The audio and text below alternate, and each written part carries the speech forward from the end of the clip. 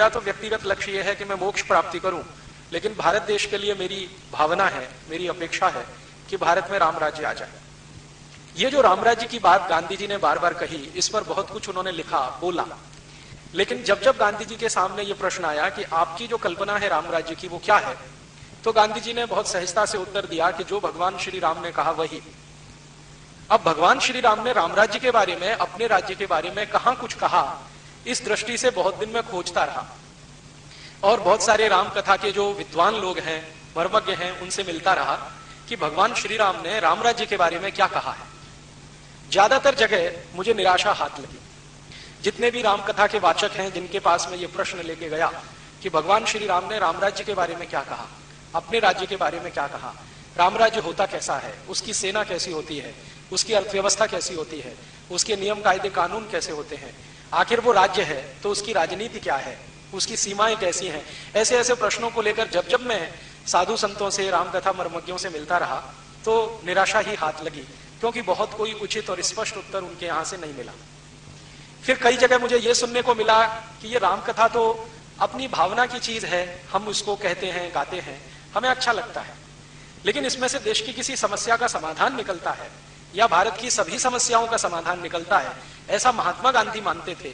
उस दृष्टि से विचार किसी ने किया नहीं। फिर मैंने सोचा कि गांधी जी को फिर से पढ़ा जाए कि उन्होंने राम राज्य के बारे में कहीं तो कोई इशारा किया होगा। फिर पढ़ा, बार बार पढ़ा, तो अंत में उनका एक छोटा सा संकेत मिला कि राम की जो कथा है उसी कथा में ये सब है, दिख जाएगा, मिल जाएगा। राम कथा को मैंने फिर पढ़ना शुरू किया। सबसे पहली राम कथा मैंने पढ़ी तो श्री रामचरितमानस, और वो पढ़ने के पीछे दो बड़े आधार थे। उसका सबसे बड़ा आधार ये था कि मेरी जो माँ है वो हर दिन श्री रामचरितमानस के सुंदरकांड का पाठ करती है, हर दिन, ये उनका दैनिक कर्म है। और जब तक वो सुंदरकांड का पाठ नहीं करती हैं तब तक वो ना खाना बनाती है, ना किसी को खिलाती है, ना खाने देती है। तो कानों में उनके शब्द गूंजते रहे। बचपन से मैं वो सुंदरकांड पढ़ता रहा माँ के माध्यम से। कभी कभी उन्होंने मुझे पढ़ने के लिए भी बिठाया। हमारे घर में एक पुरानी परंपरा सी है, बहुत साल से चल रही है, कि साल में एक बार श्री रामचरितमानस का पाठ होता है। 24 घंटे का जो अखंड पाठ होता है, उसमें भी मैं बहुत दिन शामिल रहा। बहुत दिन श्री रामचरितमानस का पाठ करने के बाद सोचा कुछ और भी पढ़ा जाए, तो श्री वाल्मीकि रामायण पढ़ी। उन्होंने भगवान श्री राम की कथा को जिस तरीके से कहा है या लिखा है, वो गोस्वामी तुलसीदास जी की तुलना में बहुत अलग है, भिन्न है। श्री गोस्वामी तुलसीदास जी के भगवान राम है और वो आराध्य है। आराध्य के बारे में कोई लिखेगा तो एक दृष्टि से लिखेगा, लेकिन गोस्वामी तुलसीदास जी की तुलना में वाल्मीकि जी के लिए राम आराध्य नहीं है।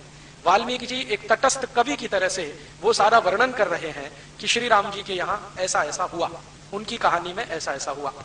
मेरे एक बहुत नजदीकी और जिनको मैं बहुत मानता हूं अपने जीवन में, एक गुरु हैं श्री धर्मपाल जी। उनको एक बार मैंने चर्चा की तो श्री धर्मपाल जी ने कहा कि देखो, अगर तुम राम राज्य को ही समझना चाहते हो राम कथा में से, तो भारत में राम कथा लिखने वाले जो दक्षिण भारतीय कवि हैं या बड़े महान लोग हैं, उसको भी जरा देखो। मैंने पूछा क्यों, तो उन्होंने कहा उसमें तुमको बिल्कुल भिन्न दृष्टि मिलेगी। तो दक्षिण भारत में मैं पिछले कुछ वर्षों से घूमता हूं, तो वहां जो राम कथाएं लिखी गई हैं उनमें सबसे ज्यादा चर्चित और सबसे ज्यादा मानी जाने वाली कंब रामायण है। कंब तमिल के एक बहुत बड़े ऋषि हुए, बहुत बड़े ऋषि हुए। जैसे हम वाल्मीकि का अपने यहाँ स्थान मानते हैं, गोस्वामी तुलसीदास का मानते हैं, वैसे ही तमिल समाज के लोग कंब ऋषि को बहुत ऊंचा मानते हैं। तो कंब एक बड़े ऋषि हुए, उन्होंने श्री राम जी की कथा लिखी है और उसको दक्षिण भारत में कंबन रामायण के रूप में जाना जाता है। और मैंने जब श्री कंबन रामायण को पढ़ा तो अद्भुत लगी मुझे। ऐसा लगा कि मुझे बहुत सारा ज्ञान आसानी से उसमें मिल गया। फिर श्री राम जी की कथा एक बहुत बड़े कवि ने भी लिखी है, आप सब जानते हैं, मध्य भारत के एक बड़े कवि श्री कालिदास, उन्होंने श्री राम जी की कथा लिखी है रघुवंशम। अद्भुत कथा है वो भी, वो मैंने पढ़ी, बार बार पढ़ी।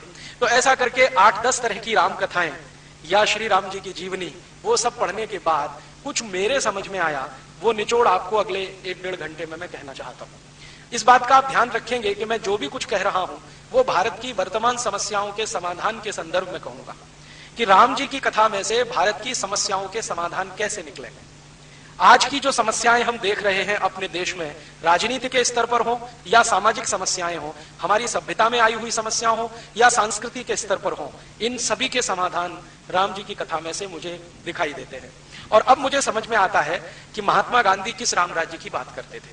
गांधी जी जब बार बार कहते थे कि अगर भारत में राम राज्य हो जाए तो सब समस्याओं का समाधान हो जाए, अब मुझे उस बात पर बिल्कुल स्पष्टता है और दिखाई देता है कि अगर इस देश को राम राज्य के रास्ते पर ले जाएं तो कैसे समस्याओं का बहुत सरल और सुखद समाधान हमें मिल सकता है। श्री राम जी की कथा आप सब जानते हैं।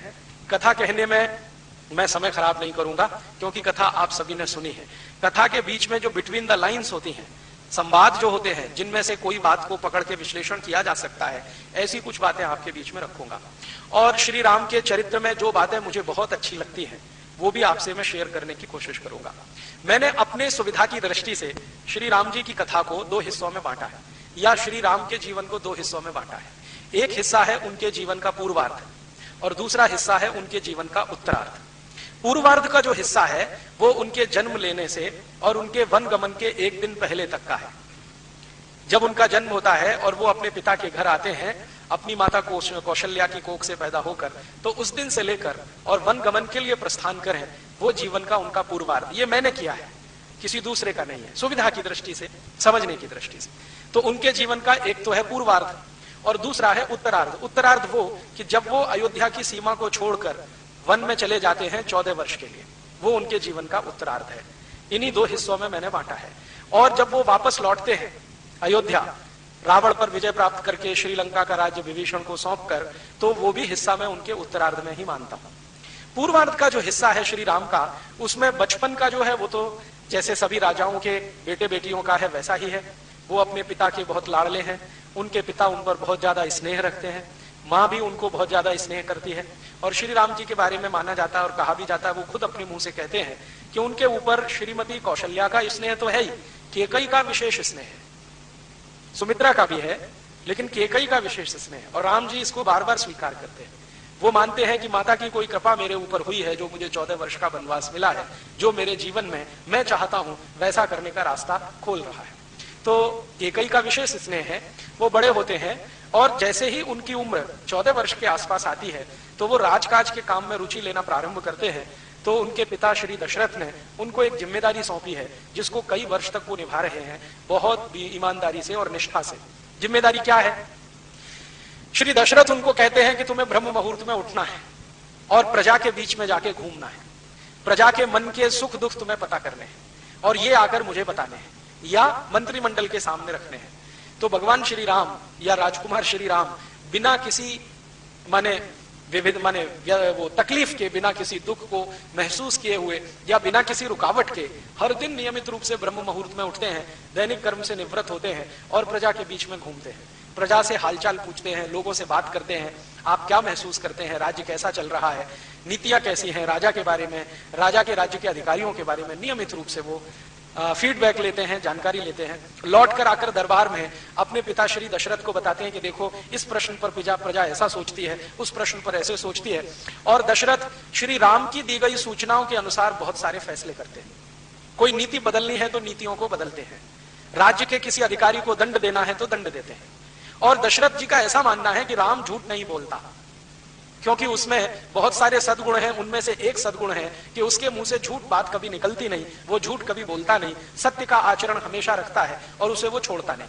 तो वो जैसा भी आके भगवान राम उनको बताते हैं, दशरथ जी उनको पूरा का पूरा मान करके अक्षर से सच है वैसे ही वो न्याय करते हैं, वैसे ही फैसले करते हैं। तो उनका राज्य बहुत अच्छे से चल रहा है, प्रजा में काफी सुख है, दुख नहीं है, तकलीफें नहीं है। तो श्री राम जी के 14 वर्ष के आसपास की उम्र का समय इस कार्य में बीत रहा है। माने दशरथ जी के मन में ये अपेक्षा हो रही है कि एक दिन आकर ये अच्छे से गद्दी संभालेगा और ये अच्छा राजा सिद्ध होगा। और राम जी भी अपना कर्तव्य मानकर उसको नियमित रूप से कर रहे हैं। जब जब उनके सामने ऐसा कोई मौका आता है कि जाओ अपने ननिहाल चले जाओ या अपने किसी रिश्तेदार के घर चले जाओ, तो वो किसी ना किसी कारण से अपने को रोकते हैं और वो बार बार कहते हैं कि मैं ननिहाल गया तो ये बड़ा काम रुक जाएगा, इसलिए ननिहाल जाना हर बार वो टालते हैं। जबकि उनके जो भाई हैं भरत, उनको जब मौका मिले ननिहाल जाने का वो सहर्ष तैयार रहते हैं और उनकी माँ भी उनको बहुत प्रेरित करती है कि तुम ज्यादा समय वहीं रहो तो अच्छा है। तो ऐसा कुछ अंतर सा दिखाई देता है। बाद में उनके इसी उम्र के आसपास के समय में उस राज्य के एक बड़े गुरु विश्वामित्र जी आके श्री राम को उनके पिता से मांग लेते हैं और वो कहते हैं कि देखो मैं वन में यज्ञ करना चाहता हूं और यज्ञ करने के लिए रास्ते में बहुत सारी रुकावटें हैं। उन रुकावटों में सबसे बड़ी रुकावट है राक्षस हैं, वो यज्ञ संपन्न नहीं होने देते, किसी न किसी बहाने कोई ना कोई विघ्न डालते रहते हैं। मैं शस्त्र नहीं उठाने की कसम खा चुका हूं, वरना मैं स्वयं इन राक्षसों का संहार करने में समर्थ हूं। तो मुझे आप अपना बेटा दीजिए जो इन राक्षसों का संहार करे और मेरा यज्ञ निर्विघ्न संपन्न करे। बाद में विश्वामित्र जी दशरथ के दरबार में आकर पूरी कहानी सुनाते हैं कि इन राक्षसों ने कैसा उत्पीड़न कर रखा है, कैसा अत्याचार मचा रखा है, कैसे ये सब चीजों को तहस नहस करने में लगे हुए हैं, आदि आदि।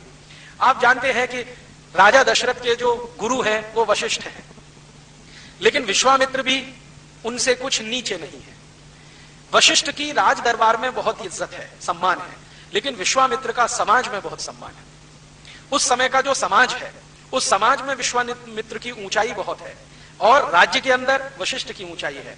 तो जब विश्वामित्र आते हैं और राम जी को मांगते हैं तो दशरथ कहते हैं कि ठीक है, मैं वशिष्ठ से बात करूंगा और मेरे गुरु अगर कहते हैं तो जरूर शहर से जाने की अनुमति है। तो वशिष्ठ से दशरथ जी का संवाद होता है। उस संवाद में श्री राम जी भी पहुंच जाते हैं। हालांकि उनको उनके पिता ने अनुमति नहीं दी है कि तुम इसमें शामिल हो, लेकिन वो कहते हैं कि मेरे बारे में फैसला हो रहा है, इसलिए मेरा रहना आवश्यक है। तो वशिष्ठ जी कुछ ऐसे इशारे में संकेत करते हैं कि राम का वहां जाना ठीक नहीं है, उसकी जरूरत भी नहीं है। हम चाहें तो विश्वामित्र के साथ अपनी सेना को भेज देते हैं, ये सेना जाएगी, राक्षसों का संहार करके वापस आ जाएगी, इसमें कोई तकलीफ नहीं है। तो राम पूछ रहे हैं आप ऐसा क्यों सोचते हैं? तो वशिष्ठ कहते हैं कि देखो, तुम्हारे पिताजी वृद्ध हो चुके हैं, इनको अभी वानप्रस्थी होना है, राजकाज से मुक्त होना है, अब तुम्हें इस राज्य को संभालना है, तुम्हें ये पद मिलना है, इस पर बैठकर इसकी गरिमा है, इसकी इज्जत है, प्रतिष्ठा है, वो बढ़ानी है, इसलिए हम तुमको वन नहीं भेज सकते। पता नहीं वहां कितना समय लगे, 2 वर्ष लग जाए, 5 वर्ष लग जाए, हो सकता है ज्यादा समय लग जाए, क्योंकि ये राक्षसों का साम्राज्य, खासकर जो मायावी राक्षस हैं उनका साम्राज्य बहुत फैल गया है। अयोध्या की सीमा को छोड़कर जितनी सीमाएं वर्णन की गई हैं वो सब राक्षसों के कब्जे में है। तो श्री राम कहते हैं कि मुझे जीवन में एक ही तो मौका मिल रहा है अपने को साबित करने का, और आप वो भी मुझसे छीन लेना चाहते हैं। और वो कहते हैं कि मुझे तो लगता है कि विश्वामित्र मेरे बड़े हितैषी हैं आपकी तुलना में। तो वशिष्ठ उनसे पूछ रहे हैं कि तुमको ऐसा क्यों लगता है? तो वो कहते हैं कि देखो, जब तक मैं राजमहल में रहता हूं तो मुझे प्रजा के सुख दुख का सिर्फ अनुभव हो जाए, इसकी मैं कोशिश करता हूं प्रयासपूर्वक। लेकिन अगर मैं राजमहल छोड़ के चला जाऊं और जंगल में रहने लगूं ऐसे ही जैसे सामान्य प्रजा रहती है, तो मुझे प्रयास पूर्वक अनुभव नहीं करना पड़ेगा, आसानी से मुझे अनुभव होने लगेगा। तो जब तक मैं ये राजमहल के सुख नहीं छोड़ूंगा तब तक मुझे दुख का अनुभव होगा नहीं, और जब तक दुख का अनुभव नहीं होगा तब तक न्याय और अन्याय का अंतर मुझे नहीं पता होगा, श्रेय और प्रेय का अंतर नहीं मालूम है, क्या अभीष्ट है क्या नहीं है ये मैं समझ नहीं पाऊंगा, इसलिए मुझे तो जाना ही है।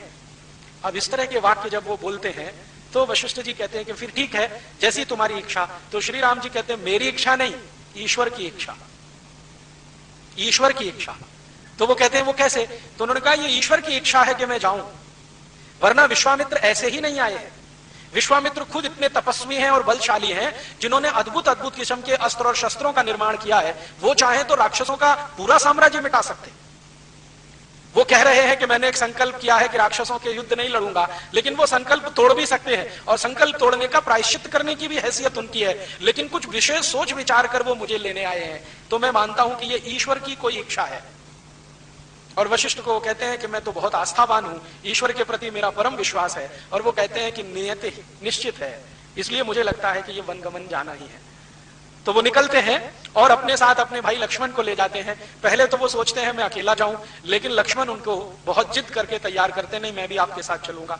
लक्ष्मण की जो मां है सुमित्रा, वो उनको बार बार ये सिखा रही है कि तुम्हें राम की छाया बन के रहना है, जीवन के किसी भी मोड़ पर उन्हें छोड़ना नहीं है, तुमको उनसे सीखना है, अपना इष्ट उनको बनाना है। तो सुमित्रा की शिक्षा, बाद में दशरथ का आशीर्वाद, दोनों मिलकर विश्वामित्र के साथ जाते हैं। अब विश्वामित्र के साथ जब वो जा रहे हैं तो सबसे महत्व की बात जो मुझे समझ में आती है वो ये कि जब उनको कहा उनके पिताश्री दशरथ ने कि देखो राक्षसों से युद्ध होगा, तुम अपने साथ सेना लेकर जाओ, तो श्री राम कहते हैं कि सेना लेकर गया तो क्या फायदा? तो कहते हैं अच्छा ठीक है, सेना लेकर नहीं जा रहे हो तो अस्त्र शस्त्र लेकर जाओ। तो उन्होंने कहा अयोध्या के अस्त्र शस्त्रों से लड़ा तो क्या फायदा? फिर वो कह रहे हैं कि अच्छा ठीक है, ना तुम सेना ले जाना चाहते हो ना अस्त्र शस्त्र ले जाना चाहते हो, इस राज्य के कुछ बहादुर सैनिक हैं उनको अपने साथ ले जाओ। उन्होंने कहा नहीं, ये तो मैं धर्म युद्ध के लिए जा रहा हूं, न्याय युद्ध के लिए जा रहा हूं, इसलिए जहां जाऊंगा वहीं सेना बनाऊंगा, जहां जाऊंगा वहीं अस्त्र शस्त्रों का निर्माण करूंगा। जहां जाऊंगा वहीं संसाधन जुटाऊंगा। अब ये जो बात है श्री राम जी की, ये आज की बहुत सारी समस्याओं की तरफ इशारा करती है। श्री राम में लीडरशिप है, नेतृत्व करने की क्षमता है। लीडर वो होता है जो जहां जाए वहीं व्यवस्था बना ले। और आज के भारत की राजनीति में लीडर पैदा होना बंद हो गए हैं, अब मैनेजर पैदा होते हैं। मैनेजर माने वो जिसको सब कुछ दिया जाए तब कुछ करे। हमारे आज के नेता पता है क्या कहते हैं? टीए चाहिए, डीए चाहिए, एचआरए चाहिए, बेसिक सैलरी में इतने सारे इमोल्यूमेंट चाहिए, इतने करोड़ रुपए का खर्चा चाहिए, ऐसी गाड़ियां चाहिए, एसी फर्स्ट क्लास का पास चाहिए, हवाई जहाज की नियमित यात्राएं चाहिए, तब जाकर हम कुछ करेंगे। तो ये लीडर नहीं है, ये तो मैनेजर है। क्योंकि किसी कंपनी में हम मैनेजर को नियुक्त करते हैं तो उसके लिए सब सुविधाएं जुटा कर देते हैं। एक एसी चैम्बर होता है, गाड़ी होती है, टेलीफोन होता है, मोबाइल फोन होता है, सब कुछ होता है। सुविधाएं जुटाकर हम देते हैं, तब जो काम करता है वो मैनेजर होता है। और बिना सुविधाओं के काम करके जो बना लेता है वो लीडर होता है। तो श्री राम में लीडरशिप है और उनको अपनी लीडरशिप पर इतना भरोसा है कि वो कह रहे हैं कि मैं वन में चला गया, आप परेशान मत हो, जो वन में रहने वाले लोग हैं उन्हीं के बीच से सेना खड़ी करूंगा। उनके पास जो संसाधन है उन्हीं संसाधनों से अपने काम चलाऊंगा। कभी मैं अयोध्या राज की सेना मांगने के लिए नहीं आऊंगा। हां, जरूरत पड़ेगी तो गुरु विश्वामित्र का निर्देश लेता रहूंगा और युद्ध नीति में उनसे कुछ सीखता रहूंगा, लेकिन मांगने तो नहीं आऊंगा। उनका अपना आत्मविश्वास इतने गजब का है। और वो लक्ष्मण को पूछते हैं, तुम्हें मंजूर है? हम बिना सेना के जा रहे हैं, बिना दास दासियों के जा रहे हैं, बिना संसाधनों के जा रहे हैं, हम अपना रथ भी लेके नहीं जा रहे हैं, रथ भी यहीं छोड़ेंगे। अयोध्या की सीमा खत्म हो जाएगी, उसके बाद रथ आगे नहीं जाएगा, पैदल ही जाना पड़ेगा। जैसे विश्वामित्र कहेंगे वैसे ही करना पड़ेगा। कंदमूल खाने पड़ेंगे, जंगलों में सोना पड़ेगा, पेड़ के नीचे कुटिया बनानी पड़ेगी। हो सकता है कि बहुत सारे कीड़े मकोड़े हमें परेशान करें, उनके बीच में सुरक्षित रहना पड़ेगा। तैयार हो? तो लक्ष्मण कहता है, इसमें पूछने की क्या बात है? तो वो कहते नहीं नहीं, अभी तक तुमने दुख देखा नहीं है, अभी तो राजमहल के सुख में तुम रहे हो। तो वो पूछ रहे हैं लक्ष्मण को कंबन रामायण में जो ऋषि है ना, उन्होंने राम के बराबर रखा है। मतलब लक्ष्मण बोलते हैं, रामचरितमानस में लक्ष्मण ज्यादा सुनते हैं, कंब रामायण में लक्ष्मण बोलते हैं और बराबर बोलते हैं। तो कंब रामायण में लक्ष्मण कह रहे हैं कि अच्छा, आपने कौन सा दुख देखा है इन महलों में? आपने अभी तक सुख ही सुख देखा है, तो मैंने भी देखा है। अब आप दुख झेलना शुरू करेंगे, मैं भी सीख लूंगा, इसमें कोई मुश्किल नहीं है, चलो। तो दोनों निकलते हैं विश्वामित्र के साथ। विश्वामित्र के साथ रास्ते भर जो संवाद उनका चला है अद्भुत है, बहुत ही अद्भुत है। विश्वामित्र राम को बहुत सारे प्रश्न करते हैं और उन प्रश्नों के जो वो उत्तर देते हैं तो विश्वामित्र गदगद होते हैं। वो कहते हैं कि ये लड़का समय से पहले परिपक्व हो चुका है और भविष्य का चक्रवर्ती सम्राट या राजा होने की इसमें सभी काबिलियत है। तो ऐसे बहुत सारे प्रश्न हैं जो विश्वामित्र और राम के संवाद के रूप में है। तो विश्वामित्र पहला प्रश्न पूछ रहे, राम तुम्हें मालूम है हम कहां जा रहे हैं? तो हाँ, वन में जा रहे हैं, कहीं आपकी कुटिया बनी हुई है, वहां राक्षस बहुत उत्पात मचा रहे हैं, वो आपको यज्ञ नहीं करने दे रहे हैं और आपको यज्ञ करना है, क्योंकि ये यज्ञ आप अपने लिए नहीं कर रहे हैं, समाज के लिए कर रहे हैं, समाज को सुख मिले इसके लिए यज्ञ कर रहे हैं। तो मैं भी समाज का एक अंग हूं, आपके यज्ञ में निर्विघ्नता आए, वो संपन्न हो, ऐसी मेरी इच्छा है, उसमें सहयोग करने जा रहा हूं। तो वो पूछ रहे हैं विश्वामित्र कि तुम जहां जा रहे हो वहां किस तरह के राक्षस रहते हैं, अंदाजा है? तो उन्होंने कहा अंदाजा तो नहीं है, लेकिन देख लूंगा, पता चल जाएगा कितने मजबूत हैं, कितने ताकतवर हैं, उनकी शक्ति कितनी है, मेरी शक्ति कितनी है। तो फिर वो कह रहे हैं कि सेना तो लिया नहीं है हमने, राजा दशरथ तो तैयार थे सेना देने के लिए, पैसा भी लिया नहीं है हमने, दास दासियां लिया नहीं है हमने, मैनेजर लिए नहीं है, तुम्हारे सहयोगी है नहीं, तुम्हारे पास अपना तीर कमान है, धनुष है, लक्ष्मण के पास इतना है, अब क्या करेंगे वहां? तो श्री राम कहते हैं एक वाक्य, वो कहते हैं कि हम जन सेना बनाएंगे। राजा दशरथ की सेना तो दूसरे तरह की है, हम तो दूसरे तरह की सेना बनाएंगे। तो विश्वामित्र जिज्ञासा से पूछते हैं, तुम्हारा क्या मानना है, राजा दशरथ की सेना कैसी है? तो वो कहते हैं राजा दशरथ की सेना में जितने भी सैनिक हैं वो सब वेतन पर काम करने वाले हैं।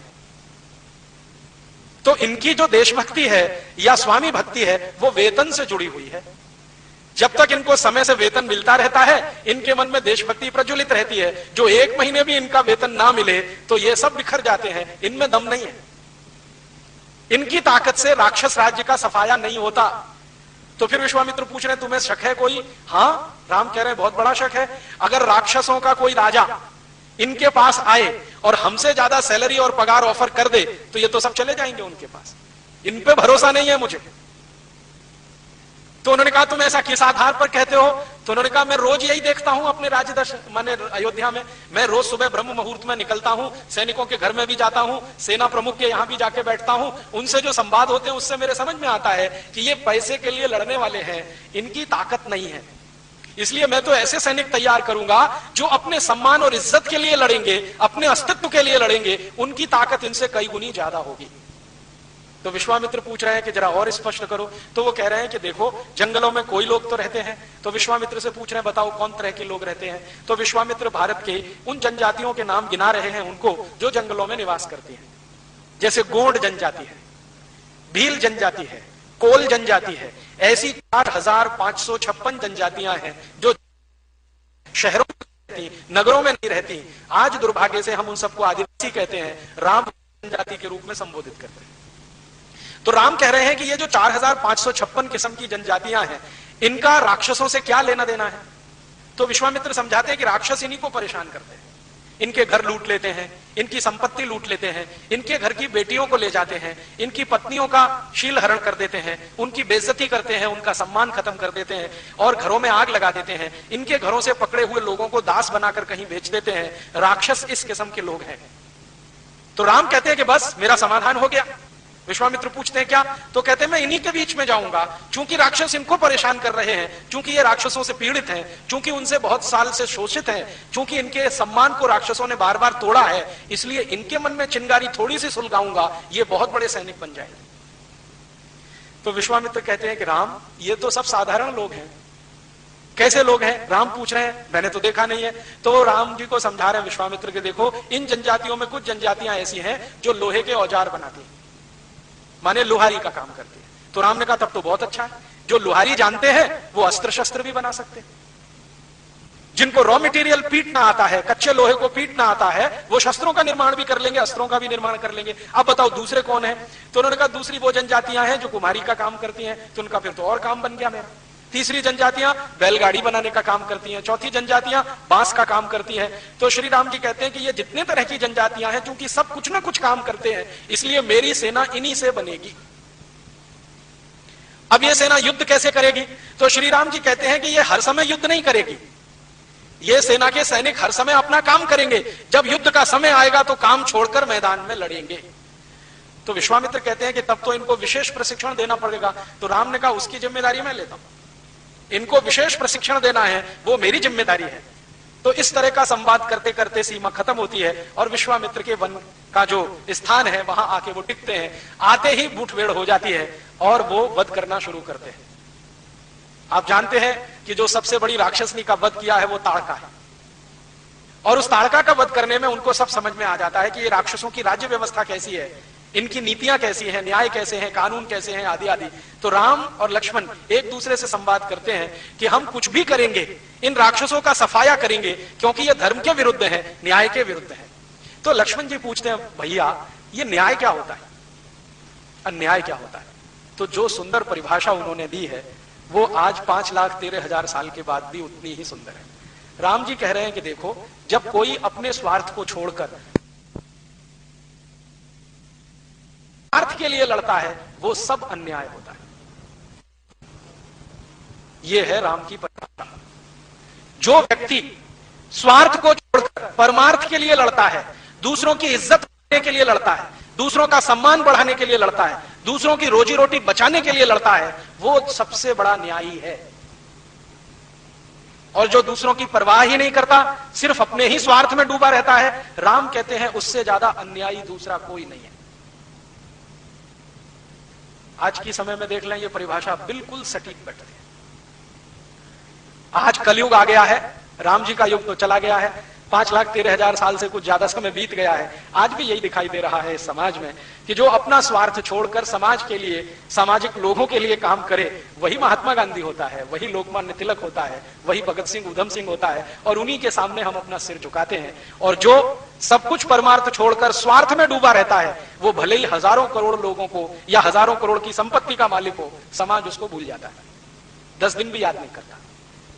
हजारों करोड़ की संपत्ति के मालिकों का स्वर्गवास होता है। मैं पिछले 20 साल से, जब से मेरी समझ बनी है, देख रहा हूं 10 दिन के बाद 11वें दिन कोई याद नहीं करता। फिर उनको याद कराने के लिए अखबार में कुछ करोड़ रुपए के विज्ञापन देने पड़ते हैं कि हाँ, हमारे सेठ जी का आज स्वर्गवास हुआ था, हम उनको याद कर रहे हैं। माने करोड़ों रुपए का विज्ञापन खर्च कर रहे हैं। समाज उनको याद नहीं करता है।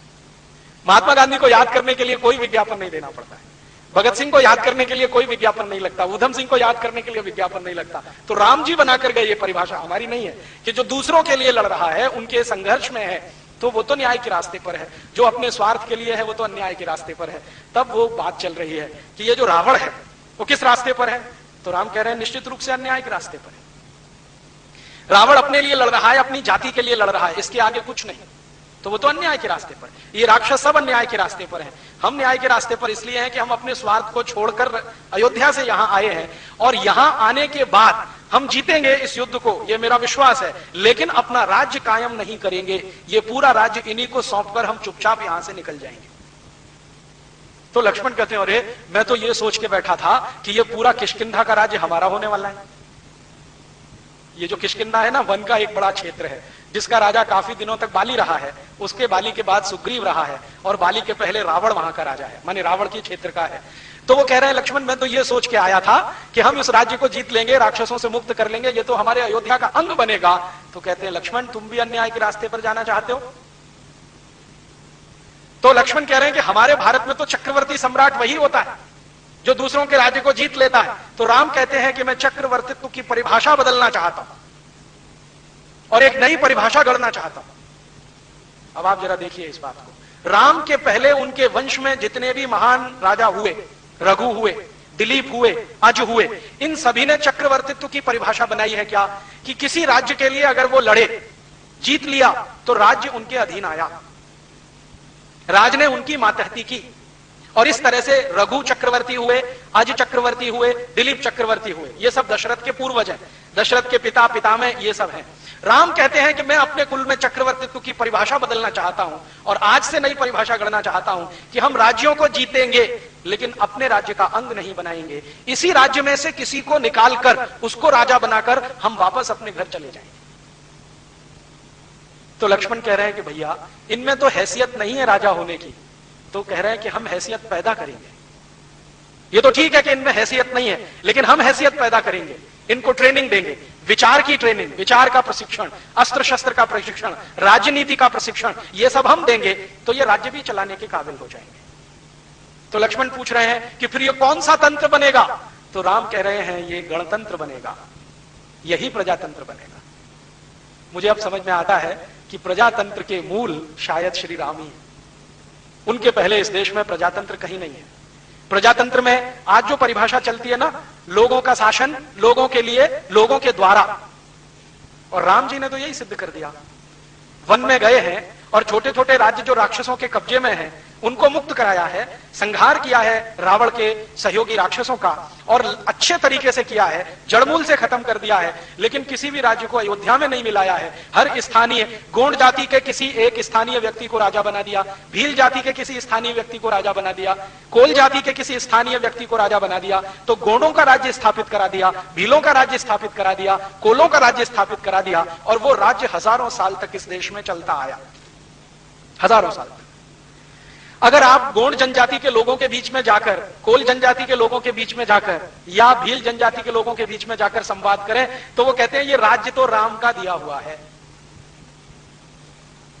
मैं पिछले 4-5 वर्षों में मध्य और दक्षिण भारत में रहने वाली ये जो जनजातियां हैं, गोंड जनजाति सबसे ज्यादा मध्य भारत में है।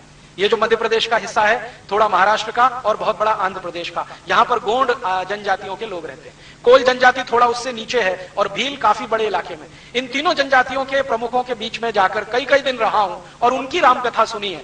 वो हर बार रामकथा की शुरुआत ही कहते हैं, हे भगवान श्री राम, ये राज्य आपका दिया हुआ है, हम तो आपके सेवक हैं। और जब कम्ब रामायण मैंने पढ़ा तो बिल्कुल बात समझ में आई। वो लक्ष्मण को कह रहे हैं कि राज्य हम जीतेंगे, देंगे इनको वापस, राजा इन्हीं का होगा, हमारा कोई व्यक्ति यहां राजा बन के नहीं बैठेगा। तो राक्षसों से, रावणों से राज्य छीनकर भीलों को, कोलों को और दूसरी जनजातियों को राजा बनाते चले जाना, ये राम ने चक्रवर्तित्व की नई परिभाषा दी है। और इसलिए शायद वो आदर्श और मर्यादा पुरुषोत्तम माने गए। हमारे यहां इसके पहले कभी ऐसा हुआ नहीं। श्री राम जी के पहले का जो भी इतिहास भारत का पढ़ता पढ़ाता रहा है, या जिसको भी थोड़ी समझ है, वो ये है कि जिस भी राजा ने दूसरे को जीत लिया, अपने मातहत उसने कर लिया। लेकिन श्री राम कहते हैं कि जीता और उन्हीं में से किसी को राजा बनाया। फिर ये कहानी का एक हिस्सा पूरा होता है। भगवान श्री राम विश्वामित्र का यज्ञ अच्छे से संपन्न करा के वापस निकलने को तैयारी होती है, तो विश्वामित्र कहते हैं कि देखो, ईश्वर की एक इच्छा और है, अभी एक तो हो गई, वन में यज्ञ संपन्न हो गया, वन के जो मालिक हैं उनको उनका राज्य मिल गया, ईश्वर की एक इच्छा तो पूरी हुई, अभी दूसरी बाकी है। राम पूछते हैं वो क्या? कि तुम्हारा विवाह, वो भी ईश्वर की इच्छा से ही निश्चित है। तो राम जी पूछ रहे हैं विश्वामित्र से कि आपने कहां देखा है मेरे विवाह के लिए? तो कहते हैं मैंने देखा है और तय भी कर लिया, विवाह तुम्हारा वहीं होना है। कौन है, क्या है? तो राजा जनक की कहानी उनको वो सुनाते हैं कि एक राजा जनक है, उनकी एक पुत्री है जिसको उन्होंने उत्पन्न तो नहीं किया है, लेकिन उसको पुत्री की तरह से पाला है। तो राम पूछते हैं कि उन्होंने उत्पन्न नहीं किया है, माने वो उनके कुल की नहीं है? कि हाँ कुल की नहीं है। तो कहां से मिली? तो कहते हैं खेत में मिली है, मिट्टी में मिली है, खेत में मिली है। तो उसके कुल का पता नहीं है, किस कुल की है, कौन उसका असली पिता है, कौन उसकी असली माता है, पता नहीं है, खानदान का मालूम नहीं, कुल का मालूम नहीं, और तुम्हारा विवाह वहीं होना है। तो श्री राम कहते हैं कि पिताजी से पूछा है?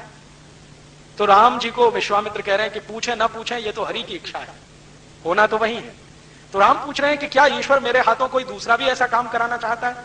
तो कहते हैं हाँ, जिस लड़की का कुल पता नहीं, जिसके माँ बाप का पता नहीं, जिसका असली खानदान क्या है उसका पता नहीं, जब श्री राम तुम उससे शादी करोगे तब उसको जो प्रतिष्ठा मिलेगी तो एक दूसरी मर्यादा बनेगी।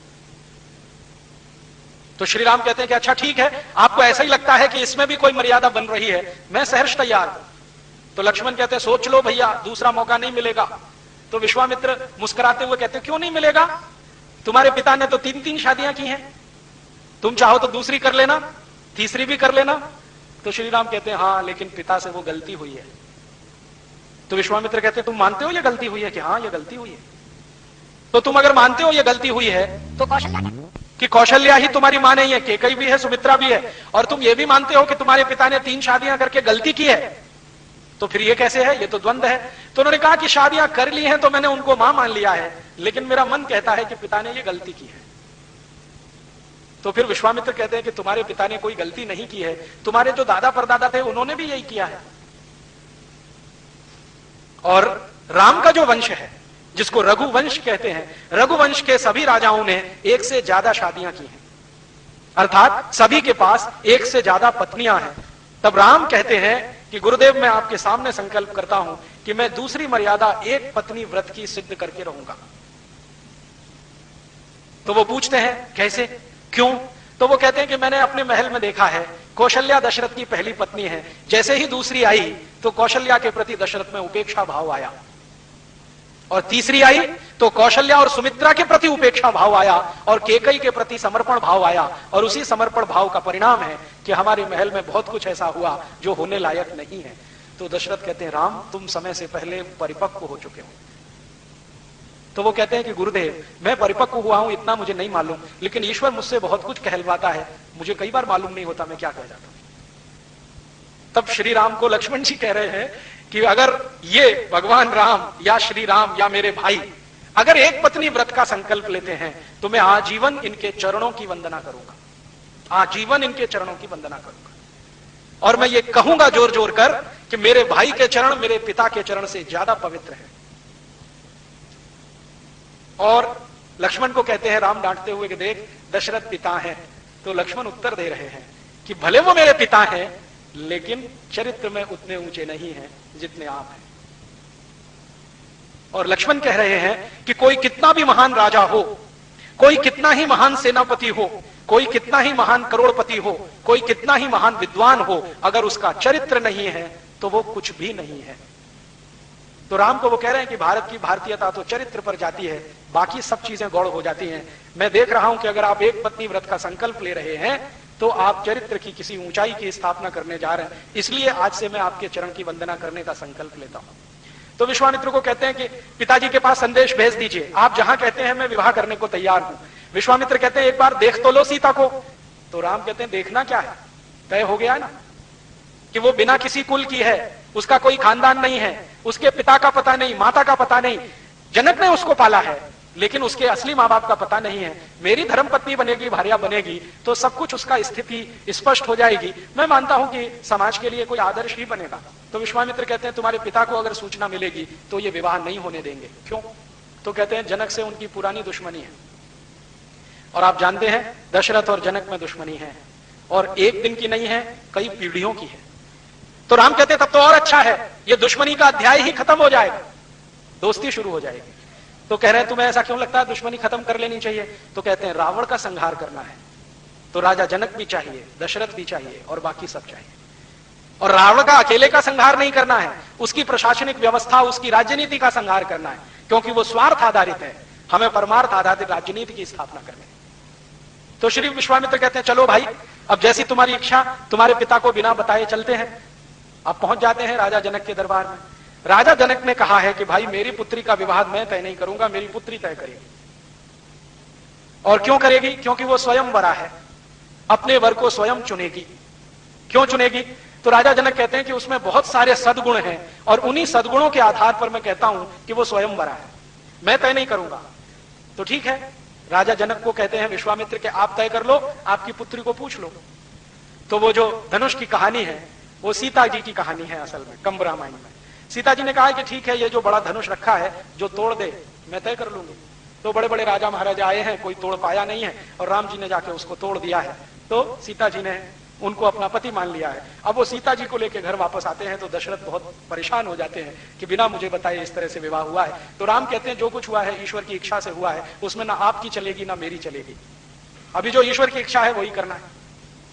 और फिर थोड़े दिन उनका समय बीतता है, और उसके बाद अचानक से वो घटना घटित होती है कि कैकेयी दशरथ से कहती है कि अब मुझे वो वर मांगने का समय आया जो कभी आपने तय किया था, मेरा पुत्र गद्दी का अधिकारी बने, ये मेरी अभीष्ट इच्छा है। अब आप इसके लिए राम को वन भेजो और मेरे दशरथ वो भरत को गद्दी दिलाओ। तो दशरथ तो परेशान होते हैं, लेकिन राम को जब पता चलता है तो सहर्ष स्वीकार करते हैं, और वो फिर दशरथ से कहते हैं कि इसमें भी ईश्वर की कोई इच्छा है। माने हर बार राम जी ईश्वर के प्रति अपनी भक्ति ऐसे दिखाते हैं। आस्थावान व्यक्ति कैसा होता है? जो हर चीज में ईश्वर की इच्छा को देख लेता है। लक्ष्मण को बहुत गलत लगता है, लक्ष्मण विद्रोह करने के लिए तैयार है, अपने बाप के खिलाफ बगावत करने के लिए तैयार है। ऐसा कैसे हो सकता है? आपका अधिकार है, आप सबसे बड़े हैं, गद्दी पर आपको ही बैठना है, राज्य आपको चलाना है, नीतियां आपको आती हैं, न्याय अन्याय आप समझते हैं। भरत को तो कुछ समझ भी नहीं है, वो जिंदगी भर ननिहाल में रहा है, सुखों ही सुखों में पला है, उसने दुख कभी देखा नहीं है। आपने तो दुख का भी अनुभव किया है, मैंने थोड़ा किया है, आपने ज्यादा किया, इसलिए राजा बनने के अधिकारी तो आप ही हैं। तो राम कहते नहीं, अभी राजा बनकर अगर मैं यहां बैठ गया तो इससे भी बड़े कुछ काम होने वाले हैं, वो नहीं होने, इसलिए वन गमन तो जाना है। तो वन गमन जाने का तय होता है, और फिर उनके साथ उनकी भार्या धर्मपत्नी सीता और फिर लक्ष्मण भी जाते हैं, और वही कहानी फिर दोहराई जाती है। राजा दशरथ कह रहे हैं कि तुम वन जा रहे हो तो दास दासियों को लेके जाओ। राम कहते हैं नहीं, तुम वन जा रहे हो तो घोड़े हाथी लेके जाओ, नहीं, तुम वन जा रहे हो तो धन संपत्ति लेके जाओ, नहीं, तुम वन जा रहे हो तो अस्त्र शस्त्र लेके जाओ, नहीं, मैं जहां जाऊंगा वहीं सेना बनाऊंगा, वहीं के संसाधनों से रहूंगा। मुझे एक साधारण व्यक्ति का जीवन बिताना है, और मैं जब साधारण व्यक्तियों के बीच में साधारण बनकर रहूंगा तो उनमें ज्यादा प्रेरणा पैदा होगी, और शायद वो अपना लक्ष्य हासिल कर सकेंगे। एक राजा की हैसियत से जाऊंगा तो मेरे और उनके बीच में दूरी रहेगी, ये दूरी अगर पट नहीं पाई तो जो हासिल करना है वो मिलेगा नहीं। और 14 वर्ष का जो उनका वनवास है वो सब आप जानते हैं, जगह जगह जाना, कंदमूल खाना, वहीं कुटिया बना के रहना, वहीं के संसाधनों से जीवन चलाना, सुख में रहना, दुख में रहना, अलग अलग तरीके से जीवन बिताते हुए, राक्षसों का संहार करते हुए और जनजातियों का राज्य स्थापित कराते हुए वो अंत में पहुंचते हैं जब उनकी पत्नी का अपहरण होता है, रावण उठा के ले जाता है, फिर युद्ध का नाद होता है और युद्ध होता है। युद्ध में राम विजयी होते हैं, रावण हारता है तो उसके बाद विभीषण को राजा बनाते हैं। तो विभीषण खुद हैरान है कि ये मुझे राजा बना रहे हैं, वो अब तक सोच के बैठा था कि राम राजा बनेंगे। तो राम कह रहे हैं कि मेरी आज तक की परंपरा नहीं है, जिस राज्य को जीता वहां मैं राजा बना, ये हुआ नहीं, मैंने उसी राज्य के नागरिकों को राजा बनाया। तब विभीषण पूछ लेते हैं, मुझे एक जिज्ञासा है, क्या है कि आपने बाली का संहार किया था और सुग्रीव को राजा बनाया था, आपके यहां अन्याय तो नहीं है, अधर्म भी नहीं है, तो ये वाली का बद न्याय था। तो राम पूछ रहे हैं, इतने दिन बाद क्यों पूछ रहे हो तुम, अभी तो सब कहानी खत्म हो गई।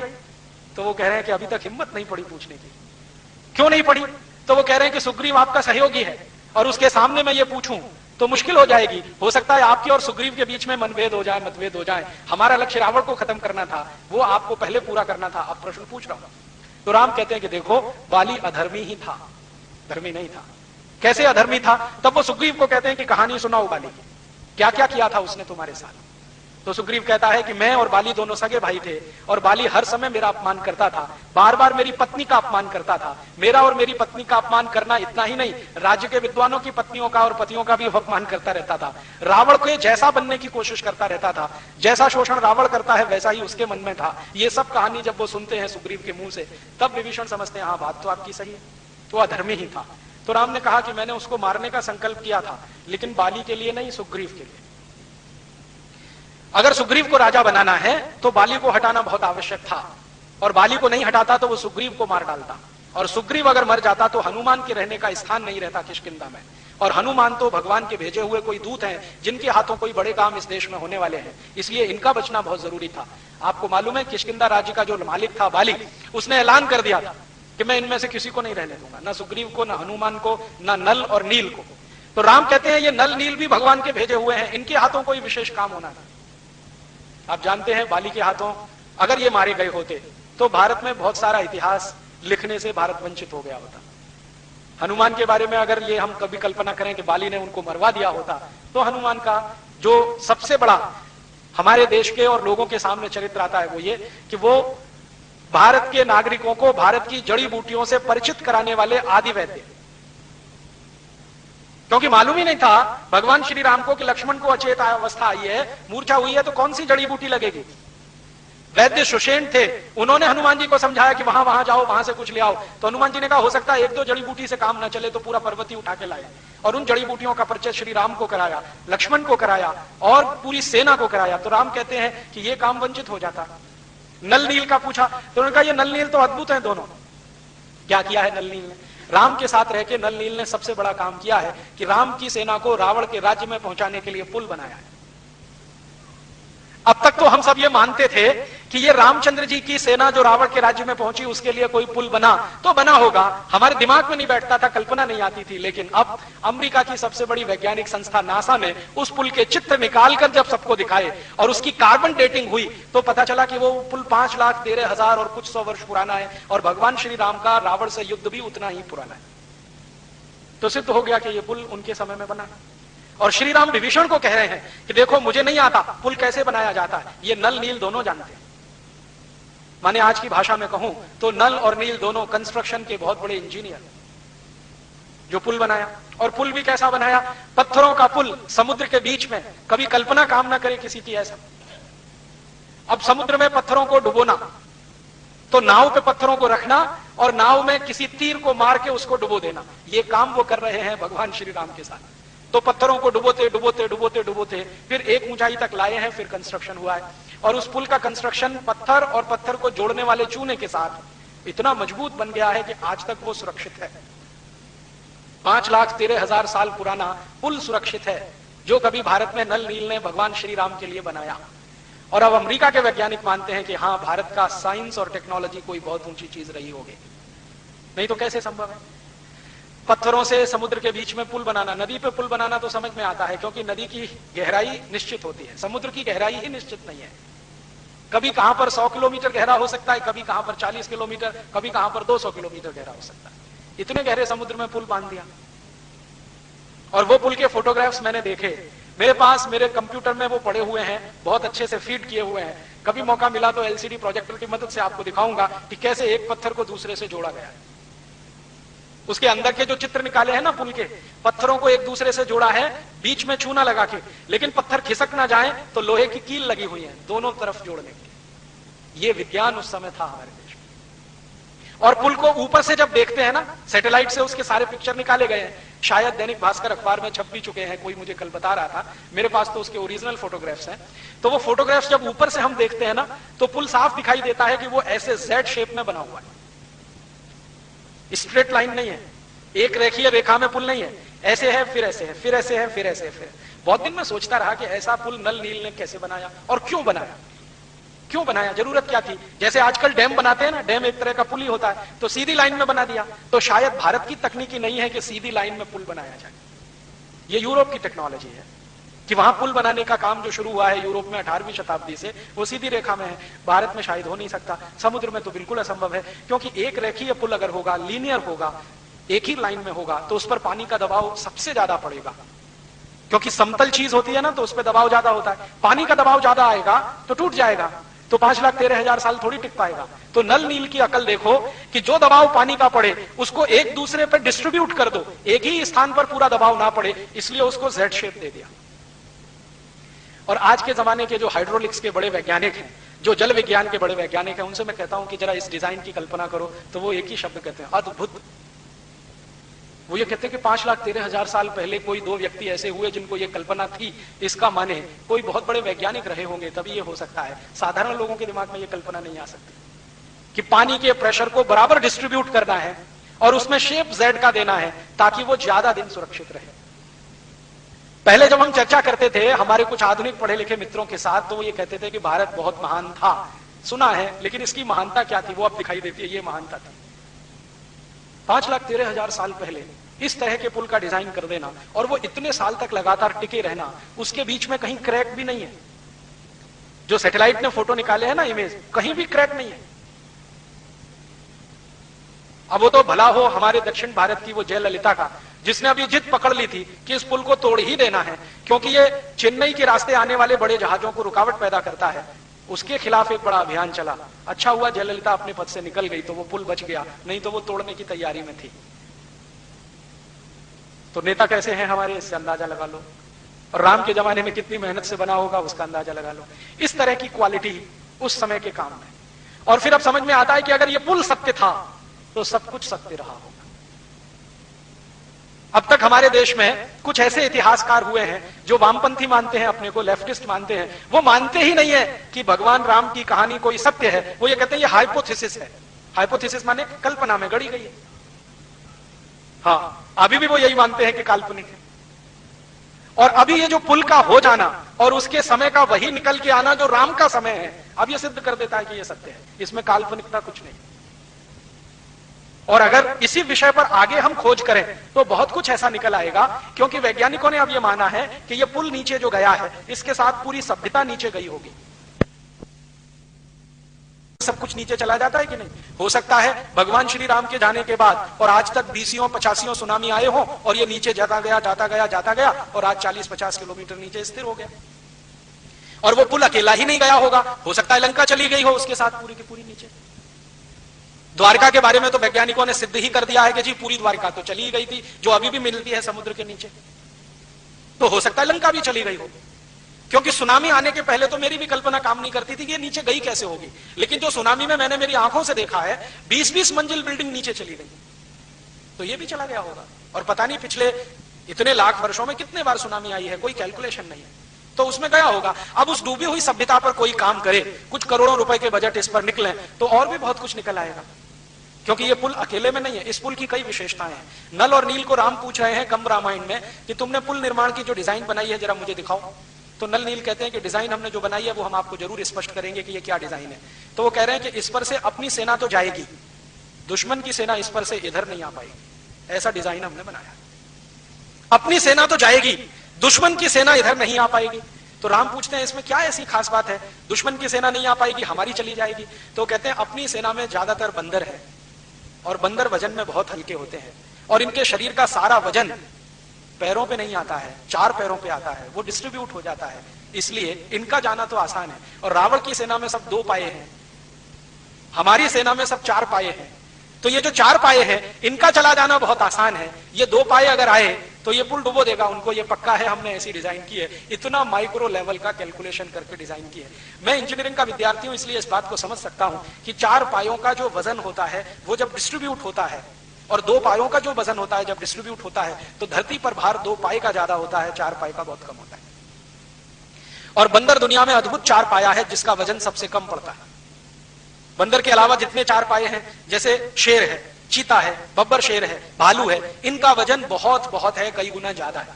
तो आप कहेंगे बंदर का साइज भी तो कम है। बंदर के साइज के जितने 4 पाए हैं उनका भी वजन धरती पे बहुत पड़ता है, बंदर अकेले का नहीं पड़ता। क्यों? क्योंकि वो पूरा पंजा कभी रखता ही नहीं है, उंगलियों की पोरों से जंप लगाता है। कहीं से कूदेगा, उंगलियां टिकाएगा, पूरा पंजा नहीं रखता, ऐसे टिकाएगा फिर तुरंत जंप कर देगा और उसमें लगातार क्षमता है जंप करते रहने की। तो वो कह रहे हैं कि हमारी सेना में तो ये बंदर बानर ज्यादा है, आप चिंता मत करो, ये पार जाएंगे, लेकिन उधर से वो आए डूब जाएंगे, ऐसी डिजाइन हमने तैयार की। फिर पूछ रहे हैं दूसरी विशेषता बताओ इसकी। तो दूसरी विशेषता यह है कि अगर यह पुल बनेगा तो जब तक आप नहीं कहेंगे तब तक ये टूटेगा नहीं। तो कह रहे हैं मेरे कहने से मतलब, उन्होंने कहा आपके जो बाण है ना उनमें एक ही बाण ऐसा है जो इसको तोड़ने की शक्ति रखता है, बाकी ये किसी से टूटने वाला नहीं है। वो जब तक आप नहीं चलाएंगे ये टूटने वाला नहीं है। तो पूछ रहे हैं क्यों? तो उन्होंने कहा हमने जो केमिकल लगाया है इसमें वो ये कैलकुलेशन करके लगाया है कि उसका रिएक्शन राम के बाण से ही हो, बाकी किसी बाण से ना हो। तो खोज कर ऐसा केमिकल लाए हैं। और आप जानते हैं कि बाण के सामने जो तीर की नोक होती है उसमें केमिकल लगा के ही चलाए जाते हैं। तो उनको मालूम है नल नील को कि राम के बाण में किस तरह के केमिकल है, तो पुल में कौन से केमिकल इस्तेमाल करने हैं, कौन से नहीं करने हैं, किसको छोड़ देना है, किसको रख लेना है, इस कैलकुलेशन से पुल है। फिर वो कहते हैं कि हाँ हम इस पुल से जाएंगे और वापस जब आएंगे तो ये कितने दिन टिकने वाला है? तो उन्होंने कहा जब तक आप चाहें तब तक। आप अगर चाहेंगे तो हम लौटते ही इसको नाश कर देंगे, आप चाहेंगे तो थोड़े दिन टिकेगा। आप विभीषण को बोल के जाओ और वो बाण इसको दे के जाओ, जब इसको मन आए वो चला दे, वो टूट जाएगा। इस तरह की विशेषताओं वाला पुल बनाकर वो गए हैं लंका में और मारकर रावण को लौटे हैं। लौटने के बाद विभीषण को कई बात कह के जा रहे हैं। उनमें से एक है कि ये तुम्हारी इच्छा है, इसको चाहो तो रखो, चाहो तोड़ देना। बाण मेरा ये है, जब चाहो तो इसको मेरा स्मरण करके छोड़ देना। अब इससे बड़ी महत्व की बात राम जी जो लक्ष्मण को विभीषण को कह रहे हैं, राजा बना दिया उसको गद्दी सौंप दिया, अब विदा ले रहे हैं। तो विभीषण पूछ रहा है कि इसको चलाऊं कैसे राज्य को, ये तो सिखा दो मुझे, ये तो बता दो। तो भगवान राम एक ही बात कहते हैं कि देखो अभी मैंने सत्ता का हस्तांतरण करवाया है, प्रशासन व्यवस्था वही है जो रावण के जमाने की थी। तो जब तक तुम इस पूरी प्रशासनिक व्यवस्था को नहीं बदलोगे तुम्हारे राज्य की किसी समस्या का समाधान नहीं होगा। ट्रांसफर ऑफ पावर हुआ है, रावण की सत्ता विभीषण को मिली है, लेकिन रावण का राज्य वैसे का वैसा ही है। इसके मंत्री, इसके महामंत्री, इसके अमात्य, इसके महाअमात्य, इसके खजांची, इसके अधिकारी, इसकी सेना, इसका सेनापति, ये सब वैसे के वैसे ही हैं। अगर तुम चाहो तो इनको बदलो तो तुम्हारे राज्य की समस्याएं हल होंगी। जो तुमने इन प्रशासनिक व्यवस्थाओं को नहीं बदला तो एक भी समस्या का समाधान नहीं होगा, और मैं ये कह सकता हूं कि समस्याएं बढ़ेंगी। तो वो पूछ रहा है कि ये आप कैसे कह रहे हैं? तो उन्होंने कहा देखो रावण ने अपना राज्य स्थापित किया, उसके आधार पर अधर्म को धर्म बनाया, और जितने अधार्मिक कायदे कानून थे वो सभी धर्म के लबादे में उड़ाकर उसने स्थापित करा दिया। अब यही कायदे कानून अगर चलेंगे तो तुम्हारे पास सत्ता आने का भी लाभ नहीं मिलेगा प्रजा को। तुम मजा कर सकते हो, प्रजा वैसे ही दुखी रहेगी। तुम तय करो तुम्हें प्रजा का राजा होना है या गद्दी का राजा होना है। तो विभीषण कह रहा है कि मैं तो प्रजा का राजा होना चाहता हूं। तो राम उनको कह रहे हैं कि सबसे पहला काम करो कि रावण के बनाए हुए कायदे कानून और नियम सब खत्म करो, जला दो उनको, नए नियम कायदे बनाओ, और ऐसे नियम कायदे बनाओ जो सनातन सत्य पर आधारित हो। ऐसा सत्य नहीं जो आज है और कल बदल जाए, ऐसा सत्य जो हजारों साल पहले था हजारों साल रहे। और राम कहते हैं कि किसी भी राज्य की सत्ता का हस्तांतरण मात्र हो और राज्य की व्यवस्था ना बदले तो उस देश की, उस राज्य की कोई समस्या का समाधान नहीं होता। अब भारत की समस्याओं को मैं यही देखता हूं। अब श्री राम जी की ही बात करें, 15 अगस्त 1947 को इस भारत में भी सत्ता का ही हस्तांतरण हुआ। इतना ही तो हुआ कि माउंटबेटन के हाथ में से सत्ता हमारे देश के पहले प्रधानमंत्री पंडित जवाहरलाल नेहरू के हाथ में आई। बाकी क्या बदला? अंग्रेजों ने भारत का लूटमार करने के लिए 34,735 कानून बनाए, वो सब के सब भारत की आजादी के बाद भी चल रहे हैं। तो श्री राम जी के शब्दों के अनुसार भारत की किसी समस्या का समाधान नहीं होगा, क्योंकि व्यवस्था वही है जो रावण के समय थी। रावण का समय माने अंग्रेजों का राज्य, वो रावण का ही राज्य था, एक भी कानून नहीं बदला। अंग्रेज माने रावण, रावण माने अंग्रेज। मैं अभी बिल्कुल स्पष्ट कह रहा हूं, रावण और अंग्रेजों में कोई अंतर नहीं था। तो रावणों ने या अंग्रेजों ने जो कानून बनाए, सीआरपीसी, आईपीसी, सीपीसी, वो सब के सब वैसे के वैसे ही। अंग्रेजों ने कानून बनाया इंडियन पुलिस एक्ट, वो वैसे का वैसा ही। अंग्रेजों ने कानून बनाया इंडियन सिविल सर्विसेज एक्ट, वो वैसे का वैसा ही। लैंड रेवेन्यू एक्ट, वो वैसे का वैसा ही। लैंड एक्विजिशन एक्ट, वो वैसे का वैसा ही। इंडियन सिटीजनशिप एक्ट, वैसे का वैसा ही। तो अंग्रेजों के बनाए गए 34,735 कानून केंद्र स्तर पर और अंग्रेजों के बनाए हुए राज्य स्तर के हजारों हजारों कानून, वो सबके सब वैसे ही चल रहे हैं। इसलिए भारत की कोई भी समस्या का समाधान आजादी मिलने के 60 साल बाद भी नहीं हो रहा है। गरीबी आजादी के साल में जितनी थी उससे बढ़ी है, कम नहीं हुई। 1947 में हम आजाद हुए तो भारत में 4 करोड़ लोग गरीबी की रेखा के नीचे थे। अब सन 2006 में 40 करोड़ लोग गरीबी की रेखा के नीचे। अब आप कहोगे जी जनसंख्या बढ़ गई। जनसंख्या तो बहुत थोड़ी बढ़ी। 1947 में हम 34 करोड़ थे, अब हम 108 करोड़ हो गए। जनसंख्या 3.5 गुनी बढ़ी है, गरीबी 10 गुनी बढ़ी है। आजादी के साल में हमारे देश में बेरोजगारों की संख्या 2 करोड़ थी, अब 2006 में 20 करोड़ हुई है। तो बेरोजगारी भी बढ़ी है, गरीबी भी बढ़ी है। आजादी के साल में जितना भ्रष्टाचार था उससे हजारों गुना ज्यादा भ्रष्टाचार अभी बढ़ा है, ये हम सब मानते हैं। आजादी के साल में जितनी महंगाई थी उससे हजारों गुनी ज्यादा महंगाई अभी बढ़ी है। आजादी के साल के कुछ आंकड़े बताता हूं। आजादी के साल में 1 रुपए में 50 किलो गेहूं मिलता था। आज 50 किलो गेहूं 300 रुपए में मिलेगा या 350 रुपए में। आजादी के साल में 1 रुपए में 2 किलो शुद्ध गाय का घी मिलता था। आज 2 किलो शुद्ध गाय का घी ढूंढने जाओ तो 700-800 रुपए से नीचे नहीं मिलेगा, मिलावट वाला 400 रुपए में मिल जाएगा। आजादी के साल में किसी के घर में 2-4 रुपया इकट्ठा हो जाए तो सोना खरीद लेते थे। अभी 10 ग्राम सोना खरीदने के लिए कम से कम 10,000 रुपया हो तब कल्पना हो सकती है। आजादी के साल में किसी सरकारी कर्मचारी की पगार 20 रुपए होती थी ना, तो 10-12 रुपए में घर का खर्च चलता था, महीने का 8 रुपए बचा लेता था फिर भी, और सुखी रहता था। अब आजादी के 50-60 साल के बाद 10,000 रुपए महीने की पगार अगर मिल जाए तो भी उसका घर खर्च नहीं चलता। महंगाई बहुत बढ़ी, गरीबी बहुत बढ़ी, बेरोजगारी बहुत बढ़ी, भ्रष्टाचार बहुत बढ़ा। और आजादी के साल में भारत की सरकार बोलती है कि 33% भारत की जमीन का कुल जंगल था। अब आजादी के 60 साल के बाद 70% जमीन पर ही जंगल रह गया, 17%, माने लगभग आधे जंगल खत्म हो गए आजादी के बाद। ये सच्चाई के साथ कि भारत में इंडियन फॉरेस्ट एक्ट है, फिर भी जंगल साफ होते चले जाए। फॉरेस्ट डिपार्टमेंट है जिस पर करोड़ों रुपए खर्च होते हैं हर साल पगार के, लेकिन जंगल बढ़ नहीं रहे, कम हो रहे हैं। आजादी के बाद पर्यावरण का प्रदूषण बढ़ा है। आजादी के बाद नदियों के पानी का प्रदूषण बढ़ा है। आजादी के साल में जो गंगा पावनी होती थी, जिसका गंगा जल पीकर आप अमृत मानते थे, आज उस गंगा कई स्थानों पर ऐसी हालत में है कि आप पानी छूने की हिम्मत न करें, नहाना तो दूर की बात है। गंगा को इतना मैला कर दिया। जमुना तो इतनी मैली हो गई है कि कीचड़ ही कीचड़ दिखाई देता है, पानी ही नहीं है जमुना में। नदियों का नाश हुआ है, समुद्रों का नाश हुआ है। आजादी के साल में भारत में लगभग 6.5 लाख तालाब और तलैया थे। आज आजादी के 60 साल के बाद उसमें आधे से ज्यादा बंद हो गए हैं, या सरकारों ने उनकी जमीन एक्वायर करके उन पर बिल्डिंगें बना दी, या लैंड माफिया वाले लोगों के हाथ में वो तालाब चले गए। किसी भी शहर में देखो, एक भी समस्या हल नहीं हो रही है, हर समस्या का बढ़ता ही जा रहा है स्वरूप और प्रारूप। तो शायद श्री राम जी जो विभीषण को कह रहे हैं कि देखो, सत्ता हस्तांतरण मात्र से किसी राज्य की समस्या का समाधान नहीं होता, व्यवस्था बदलनी चाहिए, तब राज्य की समस्याएं हल होती हैं। हम भारतवासियों ने श्री राम जी से अगर इतना ही सीख लिया होता कि सत्ता हस्तांतरण ही नहीं है, व्यवस्था भी बदलो, तो शायद भारत की समस्याओं का समाधान 60 साल में हो गया होता।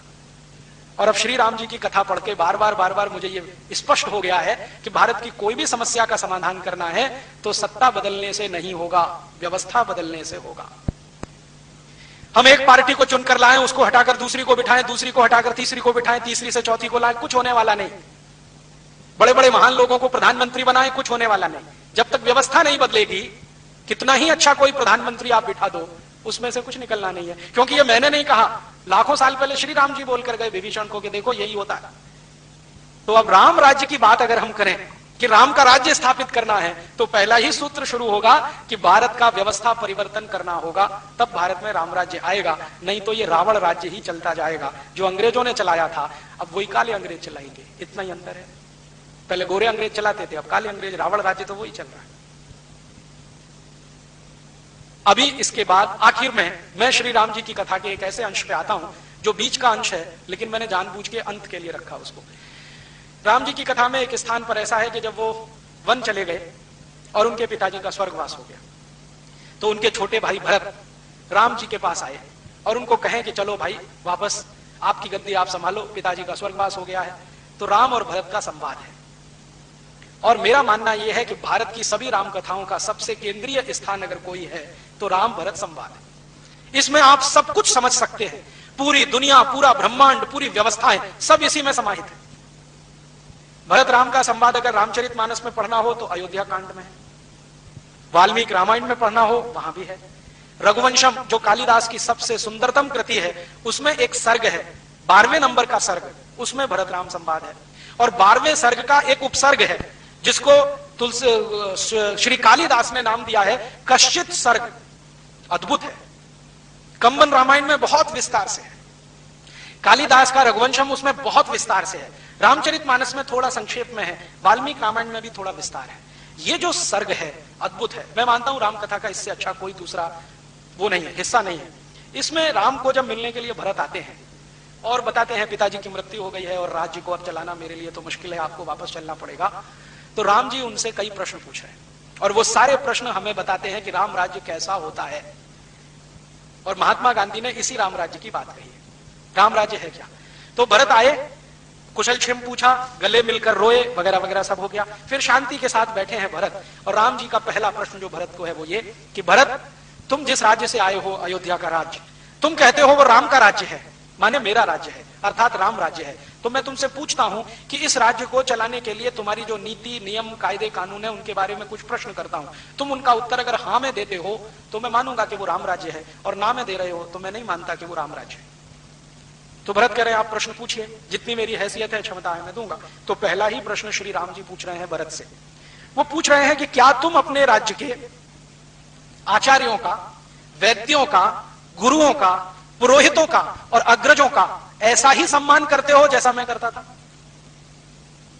पहला ही प्रश्न है, क्या तुम अपने राज्य के आचार्यों का, गुरुओं का, अग्रजों का, पुरोहितों का वैसा ही सम्मान करते हो जैसे मैं करता था? तो भरत कहते हैं हां, मेरी कोशिश तो यही है कि मैं मेरे सभी अग्रजों का सम्मान करूं, मेरी कोशिश तो यही है मैं मेरे सभी गुरुओं का सम्मान करूं, मैं मेरी कोशिश ये करता हूं आचार्यों का सम्मान करूं, लेकिन पुरोहितों के बारे में थोड़ी मुझे मन में आशंका रहती है। राम पूछते क्यों, इसमें आशंका क्या है? तो वो कह रहे हैं कि पुरोहित तो कर्मकांडी कराते हैं ना। तो राम कहते हैं तो तुमने क्या मान लिया, वो गुरुओं के नीचे है क्या, आचार्यों से कम है क्या? तो कह रहे हैं कि मेरे मन में कभी कभी ऐसा प्रश्न आता है कि पुरोहितों को इतना ही सम्मान क्यों देना, जितना आचार्यों को, जितना गुरुओं को, जितना उसको? क्योंकि हम मानते हैं कि भगवान तो घट घट में है, ईश्वर तो हर कण में व्याप्त है। पुरोहित हमको कर्म कांड की तरफ लेके जाते हैं, तरीके बताते हैं पूजा के, जबकि ईश्वर तो कण कण में है, घट घट में है, भावना से ईश्वर है। पुरोहिताई में क्या है? अब राम जी का उत्तर सुनिए। वो कहते हैं देखो भरत, ये पुरोहित तुम्हारे राज्य की अर्थव्यवस्था की रीढ़ की हड्डी है। जरा समझो इस बात को, रीढ़ की हड्डी है, माने पूरी अर्थव्यवस्था इन पुरोहितों के दम से चलती है। भरत कहते हैं समझ में नहीं आ रहा। तब राम कह रहे हैं धर्मस्य मूलम अर्थम, अर्थस्य मूलम कामम। और इसी बात को राम जी के जाने के कुछ लाख साल के बाद चाणक्य बोलकर गए, धर्मस्य मूलम अर्थम, अर्थस्य मूलम कामम।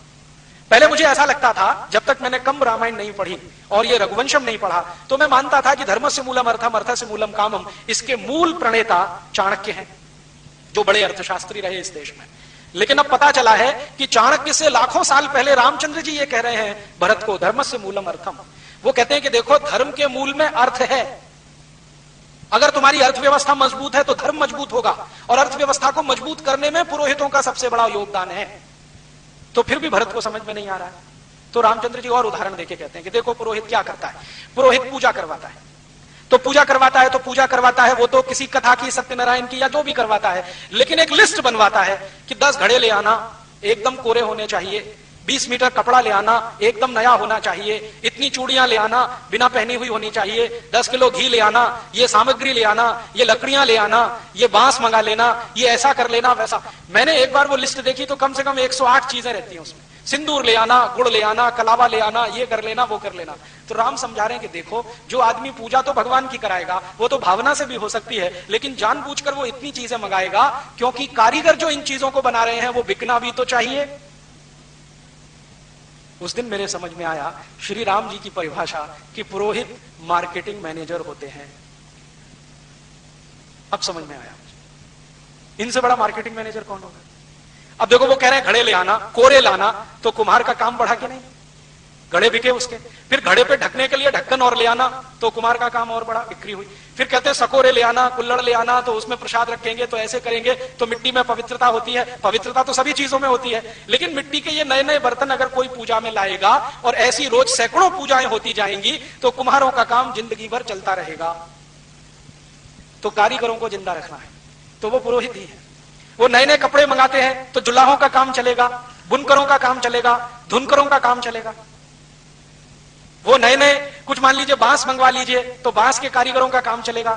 यज्ञ कराना है तो घी डलवा रहे हैं तो घी बनाने वाले बाल गोपालों का काम चलेगा, ग्वालों का काम चलेगा, उनकी गाय की संख्या बढ़ेगी क्योंकि घी बिकेगा।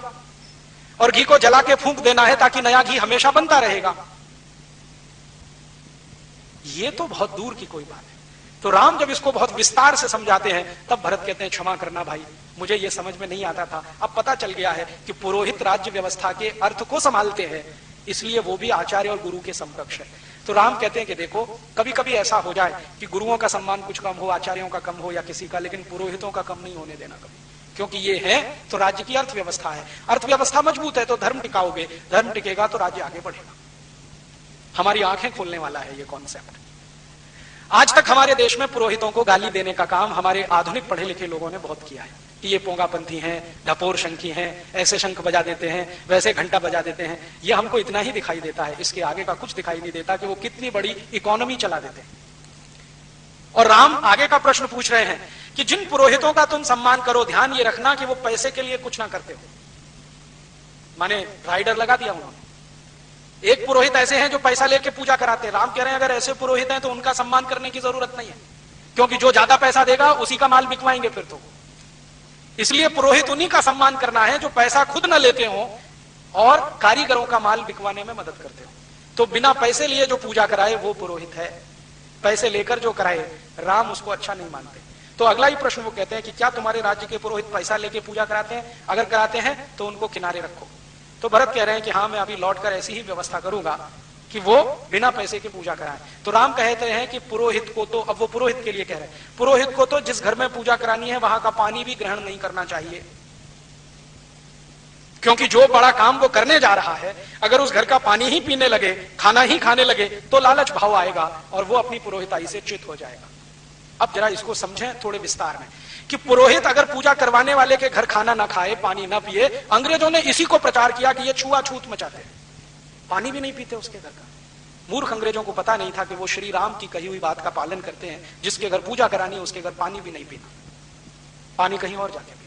अंग्रेजों ने इसको छुआछूत से जोड़ दिया और हिंदुस्तान के कुछ मूर्ख इतिहासकारों ने उस पर पुस्तकों की पुस्तकें लिख डाली कि ये तो छुआछूत मचाते हैं, ये तो गरीबों के घर का पानी नहीं पीते, ये तो नीची जाति और ऊंची जाति करते रहते। वो नीची ऊंची जाति का प्रश्न नहीं था, जिनके घर पूजा करानी है वो कोई भी जाति का हो, कोई भी संप्रदाय का हो, वहां पानी नहीं पीना है, भोजन ग्रहण नहीं करना है, दक्षिणा नहीं लेनी है, प्रसाद नहीं लेना है, ये श्री राम बोलकर गए तो उनका पालन करते हैं। फिर आगे का प्रश्न वो पूछते हैं, भरत तुम सुबह ब्रह्म मुहूर्त में उठते हो?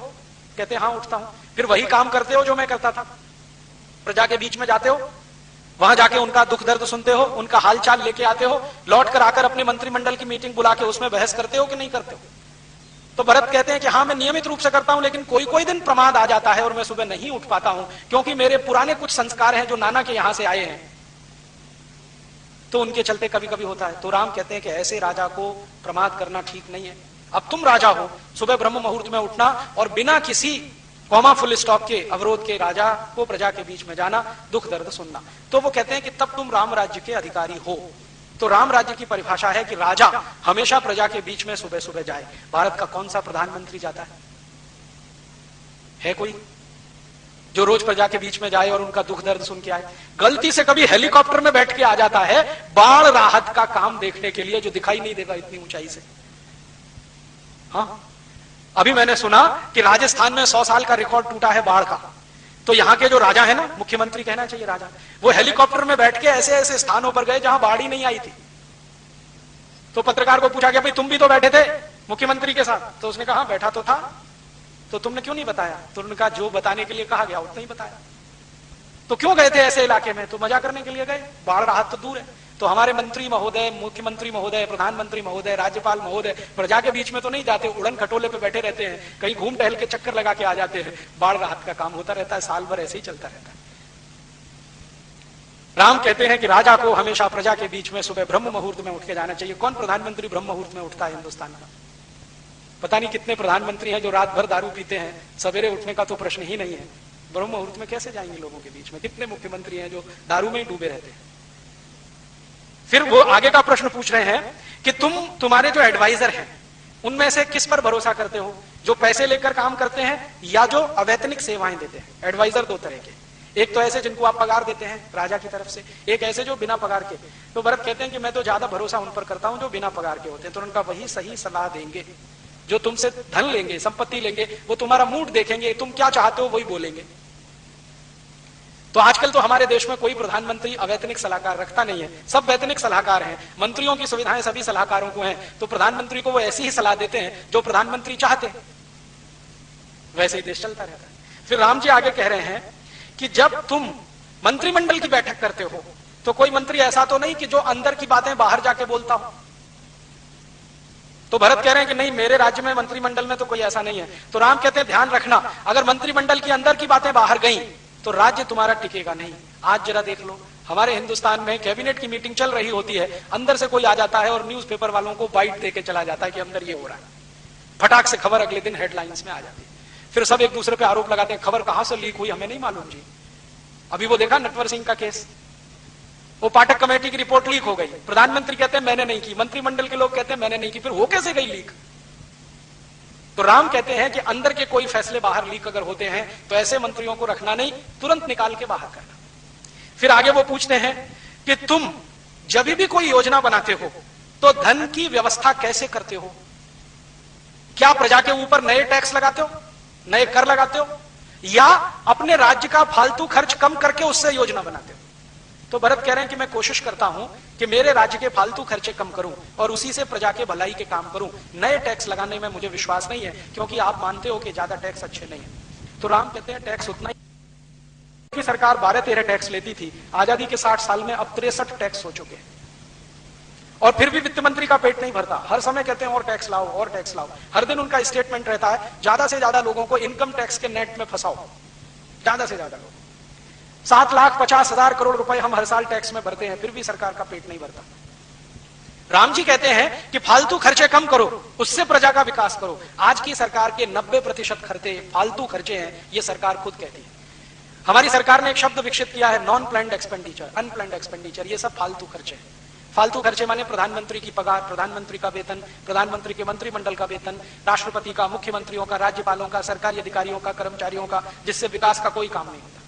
यह है अनप्लान्ड एक्सपेंडिचर। हमारी सरकार के कुल खर्चे का 90% यही खर्चा है, मात्र 10% प्लान्ड एक्सपेंडिचर है। राम जी इसको उल्टा कह रहे हैं, वो भरत को कह रहे हैं कि 10% खर्चा तो तुम्हारा अपना होना चाहिए सरकार का, 90% प्रजा के ऊपर खर्च होना चाहिए।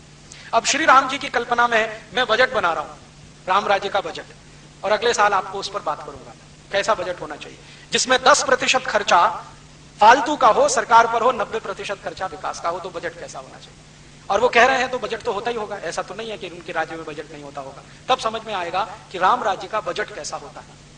फिर वो कहते हैं कि तुम्हारी जो सुरक्षा व्यवस्था का खर्च है वो तुम्हारे कुल खर्चे से 15% के ज्यादा नहीं होना चाहिए, अधिक से अधिक जब इमरजेंसी हो, और कम से कम 5% रहना चाहिए।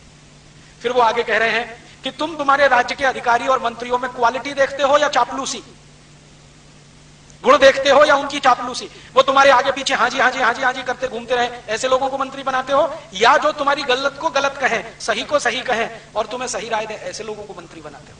तो भरत कहते हैं हाँ, मैं कोशिश तो करता हूं बिना चापलूसी करने वालों को ही मंत्री बनाऊं। फिर वो आगे पूछ रहे हैं तुम्हारे राज्य में भ्रष्टाचार कितना है? तो भरत कह रहे हैं मेरे राज्य का कुल खर्चा, उसका मुश्किल से 1% या उससे कम भ्रष्टाचार है। तो राम कहते हैं ये 3% के ऊपर नहीं जाना चाहिए कभी। अगर गया तो राज्य व्यवस्था पूरी बदलनी पड़ेगी। करप्शन है लेकिन 3% के ऊपर नहीं, कंट्रोल रहना चाहिए। आज हमारे देश में कुल खर्चे का 70% करप्शन है आज की तारीख। फिर राम जी पूछ रहे हैं कि तुम तुम्हारे राज्य में जो लोग चोरी करते हैं, अपराध करते हैं, बेईमानी करते हैं, उनको दंड देते हो कि नहीं? तो भरत कहते हैं दंड तो देता हूं लेकिन जेल में देता हूं। तो राम कहते हैं दंड जेल में नहीं, दंड खुले में मिलना चाहिए, मुकदमा जेल में चलना चाहिए। वो कह रहे हैं कि जिसको भी दंड दो खुले में दो, ताकि प्रजा को मालूम हो कि इस बेईमानी का, इस चोरी का ये दंड है। दंड खुले में दो, मुकदमा जेल में चलाओ। अभी यहां क्या होता है? दंड जेल में होता है, मुकदमा खुले में चलता है। माने राम राज्य का बिल्कुल उल्टा है, रावण राज्य का हिसाब है। फिर राम पूछ रहे हैं कि तुम प्रजा से सुझाव मांगते हो अपने बारे में, अपने राज्य की नीतियों के बारे में, प्रजा क्या कहती है? तो वो कहते हैं हाँ, नियमित रूप से सुझाव लेता हूं। तो राम कहते हैं ठीक है। फिर वो पूछ रहे हैं कि तुम्हारे मंत्रियों का ज्यादा समय प्रमाद में, मनोरंजन में और मौज मजे में तो नहीं बीतता? तो राम को भरत कह रहे नहीं बीतता, मेरे सब मंत्री मेहनत से काम करते हैं, कोई मनोरंजन नहीं करता, कोई मौज मजा नहीं लेता। तो उनका ये आपके लिए नहीं है, मजा और मनोरंजन प्रजा के लिए है, राजा को नहीं करना। फिर वो आज हमारे यहाँ क्या होता है, प्रधानमंत्री महीने महीने भर की छुट्टी पे चले गए साहब, यूरोप के प्रवास पे, राष्ट्रपति चले गए, मुख्यमंत्री चले गए, राज्यपाल चले गए। राम जी बोलकर गए कि राजा नहीं कर सकता ये काम, प्रजा करे तो ठीक है, राजा तो कर ही नहीं सकता, सोच भी नहीं सकता। फिर वो आगे प्रश्न पूछ रहे हैं कि क्या तुम्हारी सेना तुम्हारे पूरे अधिकार में है? हाँ। क्या तुम्हारी सेना तुम्हारे सब आदेशों को मानती है? हाँ। क्या सेना में तुम्हारे यहां कोई विद्रोह तो नहीं है? नहीं है। तो फिर तुम निश्चिंत हो सकते हो। फिर वो कहते हैं कि सेना में जो सैनिक वीरता दिखाते हैं उनको तुम पुरस्कृत करते हो कि नहीं? हाँ करता हूं। तो ये दूसरों के लिए अच्छा है। फिर वो पूछ रहे हैं कि तुम जब कोई फैसला लेते हो तो तुम्हारे सब मंत्री एक मत होते हैं कि नहीं, आम राय होती है कि नहीं?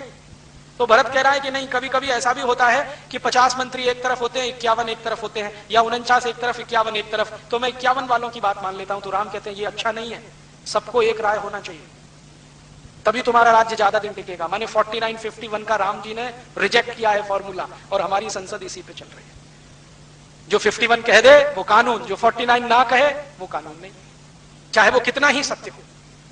अभी संसद में ज्यादा सांसदों ने कहा वेतन भत्ते बढ़ाओ, तो बढ़ा दिया 15 मिनट में।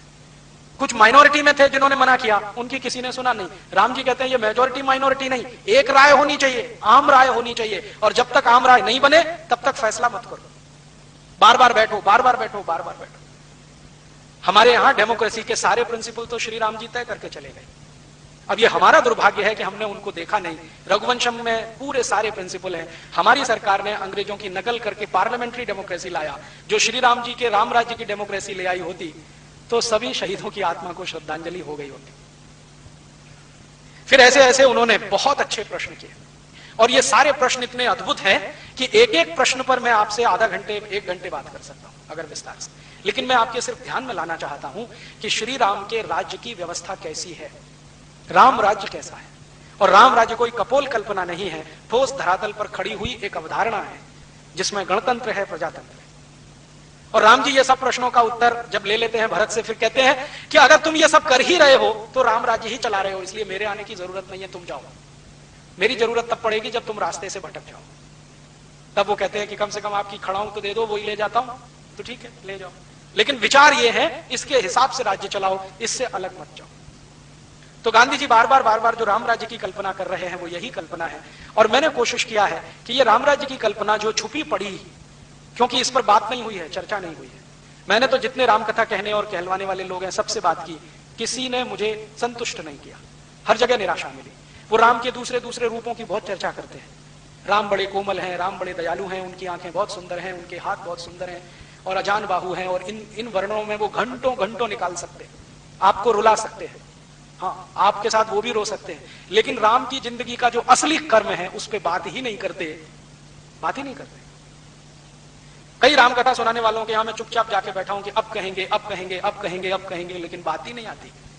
भरत राम संवाद की भी बात आती है तो राम ने गले से लगा लिया, भाव बेहल हो गए, आंसू बहने लगे, भरत के भी आंसू बहने लगे। लेकिन ये जो मूल बात कर रहे हैं ये सब गोल कर जाते हैं। शायद उनके मन में इसको कहने की नैतिकता नहीं हो या हिम्मत नहीं हो, क्योंकि आदमी दूसरे को कहता है उससे ज्यादा अपने को कहता है। जब मैं बोलता हूं तो मुझे लगता है कि मैं दूसरों से नहीं अपने से बात कर रहा हूं, क्योंकि कोई भी बोलने से पहले अपने से मुखातिब होता है, अपने से बोलता है। शायद वो नहीं बोल पाते हो। और मैं पूरी विनम्रता से कहता हूं कि आज हिंदुस्तान में जो राम कथा हो रही है वो राम की कथा नहीं है, वो व्यापार की कथा है। उसमें कोई आपसे आएगा, बाकायदा डील करेगा कि भैया मुझको इतने लाख चाहिए, आप दे सकते हो तो आप कराओ, नहीं दे सकते तो मैं दूसरे से बात करता हूं। ये सुविधाएं चाहिए, ये सुख चाहिए, इतना पैसा चाहिए, इतना चढ़ावा आना चाहिए, उसके बाद ऐसा होना चाहिए, वैसा होना चाहिए, एसी मंच होना चाहिए। फिर रामचंद्र जी के वन गमन की कहानी एसी मंच से सुनाएंगे। दुखों का पहाड़ टूट पड़ा राम पर, हम एसी मंच पे बैठ के सुनाएंगे कि रामचंद्र जी को ये दुख है, रामचंद्र जी को वो दुख है। तो मुझे लगता है कि हम राम राज्य की तरफ तो बढ़ नहीं पा रहे हैं। राम की कथा का व्यवसाय तो जरूर इस देश में चल पड़ा है, धंधा भी चल पड़ा है। मेरी ऐसी मान्यता है कि इस देश को इस राम कथा के व्यवसाय से निकाला जाए और इसको राम के राज्य की तरफ ले जाने वाला कोई प्रेरणा पुंज बनाया जाए। मेरा ऐसा मानना है कि 60 साल से राम कथा सुनने और सुनाने के बाद भी अगर हम में राम जी का चरित्र नहीं प्रवेश करता है तो इसको सुनने सुनाने से कोई फायदा नहीं है। और मेरा यह मानना है कि अगर राम कथा सुनाने से इस देश में राम राज्य की तरफ बढ़ने का कोई एक कदम उठता है तो इसमें बहुत सार्थकता है। तो मैं राम जी की कथा को इस दृष्टि से देखता हूं कि भारत की आज की समस्याओं का समाधान करे ये, और इस देश में राम राज्य की स्थापना करे, तो जाकर इसकी सार्थकता सिद्ध हो। और शायद राम भी यही चाहते थे। अगर वो व्यवसाय और व्यापार वाले व्यक्ति होते तो ये प्रश्न नहीं पूछते कि तुम ऐसे पुरोहितों को सम्मान नहीं करना जो पैसे के लिए काम करते हैं, उनको बाहर करना। ऐसे ही पुरोहितों का सम्मान करना जो किसी के घर का पानी भी ना पिए, निस्वार्थ भाव से काम करें। राम आदर्श बने हैं, मर्यादा पुरुषोत्तम बने हैं तब जब उन्होंने महल छोड़ा है, सुख छोड़े हैं और अपनी सुविधाएं छोड़ी हैं। साधारण व्यक्ति के कष्टों को रहकर, जीकर अनुभव किया है और उनके बीच में से ऐसे ऐसे लोगों को तपस्वी बनाकर खड़ा किया है जिन्होंने चक्रवर्तित्व पद संभाला है, तब वो मर्यादा पुरुषोत्तम बने। जब तक उनका महलों का जीवन है कोई उनको मर्यादा पुरुषोत्तम नहीं कहता। महल छोड़कर वन में चले गए हैं और आदर्श की स्थापना करने में लगे हुए हैं, तब वो मर्यादा पुरुषोत्तम बने हैं। तो हम मर्यादा पुरुषोत्तम राम की बात करें, उनके राम राज्य की बात करें और कुछ कोशिश करें, कम से कम सपना तो देखें कि इस देश में राम राज्य लाना है जो हमारे शहीदों का अधूरा है। गांधी जी तो कहते थे कि आजादी के बाद कुछ करना है तो राम राज्य ही लाना है। तो मैं मानता हूं कि हम सब मिलकर अगर इस राम राज्य को लाने में थोड़ा भी लग जाएं तो कोई मुश्किल नहीं है कि अगले 3, 4, 5 वर्षों में ये राम राज्य नहीं आ जाएगा। और इस देश के हर नेता से, प्रधानमंत्री से, मुख्यमंत्री से, राज्यपाल से एक ही प्रश्न पूछे, तुम राम राज्य के लिए कर क्या रहे हो? राम जी कहते हैं कि 10% खर्चा फालतू, 90% विकास का तुम कर रहे हो। नहीं कर रहे हो तो छोड़ दो कुर्सी, हम किसी ऐसे को लाएंगे जो राम राज्य स्थापित करने में मदद करे। तो मैं मानता हूं कि इसको एक अभियान के रूप में चलाना है। हम लोग कोशिश कर रहे हैं एक स्वदेशी अभियान इस देश में चलाने की, लेकिन एक अभियान ऐसा भी चले जो राम राज्य की स्थापना इस देश में कराए। ऐसी भावना के साथ आपको सबको धन्यवाद देता हूं। राम जी की आखिरी बात कहते हुए खत्म करता हूं, जो कभी भूलिए मत। जब विभीषण को राम जी राजा बना रहे हैं और सोने की लंका विभीषण को सौंप कर जा रहे हैं, तो विभीषण उनको कहते हैं कि आप यहीं रह सकते हैं, मैं आपके नीचे काम कर सकता हूं, कोई मुझे तकलीफ नहीं है, आप सम्राट रहे, राजा रहे, मैं आपके नीचे रहूं। तब राम जी कहते हैं जननी जन्मभूमिश्च स्वर्गादपि गरीयसी, कि मेरी जो मातृभूमि है वो स्वर्ग से भी महान है, इसलिए मुझे लौटना तो मातृभूमि में है। तुम्हारी ये सोने की लंका तुमको मुबारक है, मेरे लिए तो ये मिट्टी के समान है, मेरी तो मातृभूमि स्वर्ग से भी महान है। ये बात हम कभी ना भूलें। श्री राम जी की ये बात हमारे हृदय में रहे कि हमारी मातृभूमि स्वर्ग से भी महान है। अमेरिका, यूरोप, चाहे जितनी बड़ी सोने की लंकाएं हों, वो हमारे लिए मिट्टी की धूल के बराबर है। अगर ये बात हमको समझ में आ जाए श्री राम जी की, तो हिंदुस्तान से गए हुए 2 करोड़ एनआरआईज एक क्षण में अमेरिका, यूरोप छोड़ देंगे और उनकी बुद्धि और पैसे का सारा उपयोग इस देश के विकास के लिए हो जाएगा और यह देश सच में सोने की चिड़िया बन जाएगा। ऐसी भावना के साथ आप सबको प्रणाम करता हूं और श्री राम आपको ऐसी प्रेरणा दें कि हम सब मिलकर उनके राज्य की स्थापना करने में लग जाएं। भावना के साथ आप सबका आभार, बहुत धन्यवाद। कल शाम को इसी स्थान पर 7 बजे मैं एक व्याख्यान और देने वाला हूं, भारत और यूरोप, भारत की सभ्यता, यूरोप की सभ्यता, भारत की संस्कृति, यूरोप की संस्कृति, दोनों में क्या अंतर है, दोनों की भिन्नताएं क्या हैं। हम उनकी नकल नहीं कर सकते, वो हमारी नकल नहीं कर सकते, करेंगे तो दोनों डूब जाएंगे। इसलिए हर देश की सभ्यता और संस्कृति विशिष्ट होती है। तो भारत की संस्कृति की क्या विशेषताएं हैं, सभ्यता की क्या महानताएं हैं, यूरोप की क्या विशेषताएं हैं, दोनों ठीक से समझें, फिर कौन सा हमारे लिए अनुकरणीय है उस रास्ते पर चले। क्योंकि आज पढ़े लिखे लोगों ने अंधभक्ति दिखाना शुरू किया है अमेरिका और यूरोप का, बिना सोचे सोचे उनकी सभ्यता के गुण गाना शुरू किया है। मुझे लगता है कि एक बार हम उनको ठीक से समझ लें और समझ बन गई तो क्या छोड़ना है, क्या रखना है, वो हम तय कर पाएंगे। कल शाम को 7 बजे यही व्याख्यान होगा, इसी स्थान पर होगा। आप आएं और अपने साथ अपने इष्ट मित्रों को भी लाएं, ऐसी भावना है। हम लोग सारे देश में ये अभियान चलाते हैं। इस अभियान के लिए बहुत सारा साहित्य हमने प्रकाशित किया है, बाहर एक स्टॉल पर लगा हुआ है, आप लेंगे तो हमें खुशी होगी, क्योंकि वो साहित्य की बिक्री से जो पैसा आता है उसी से ये सारे काम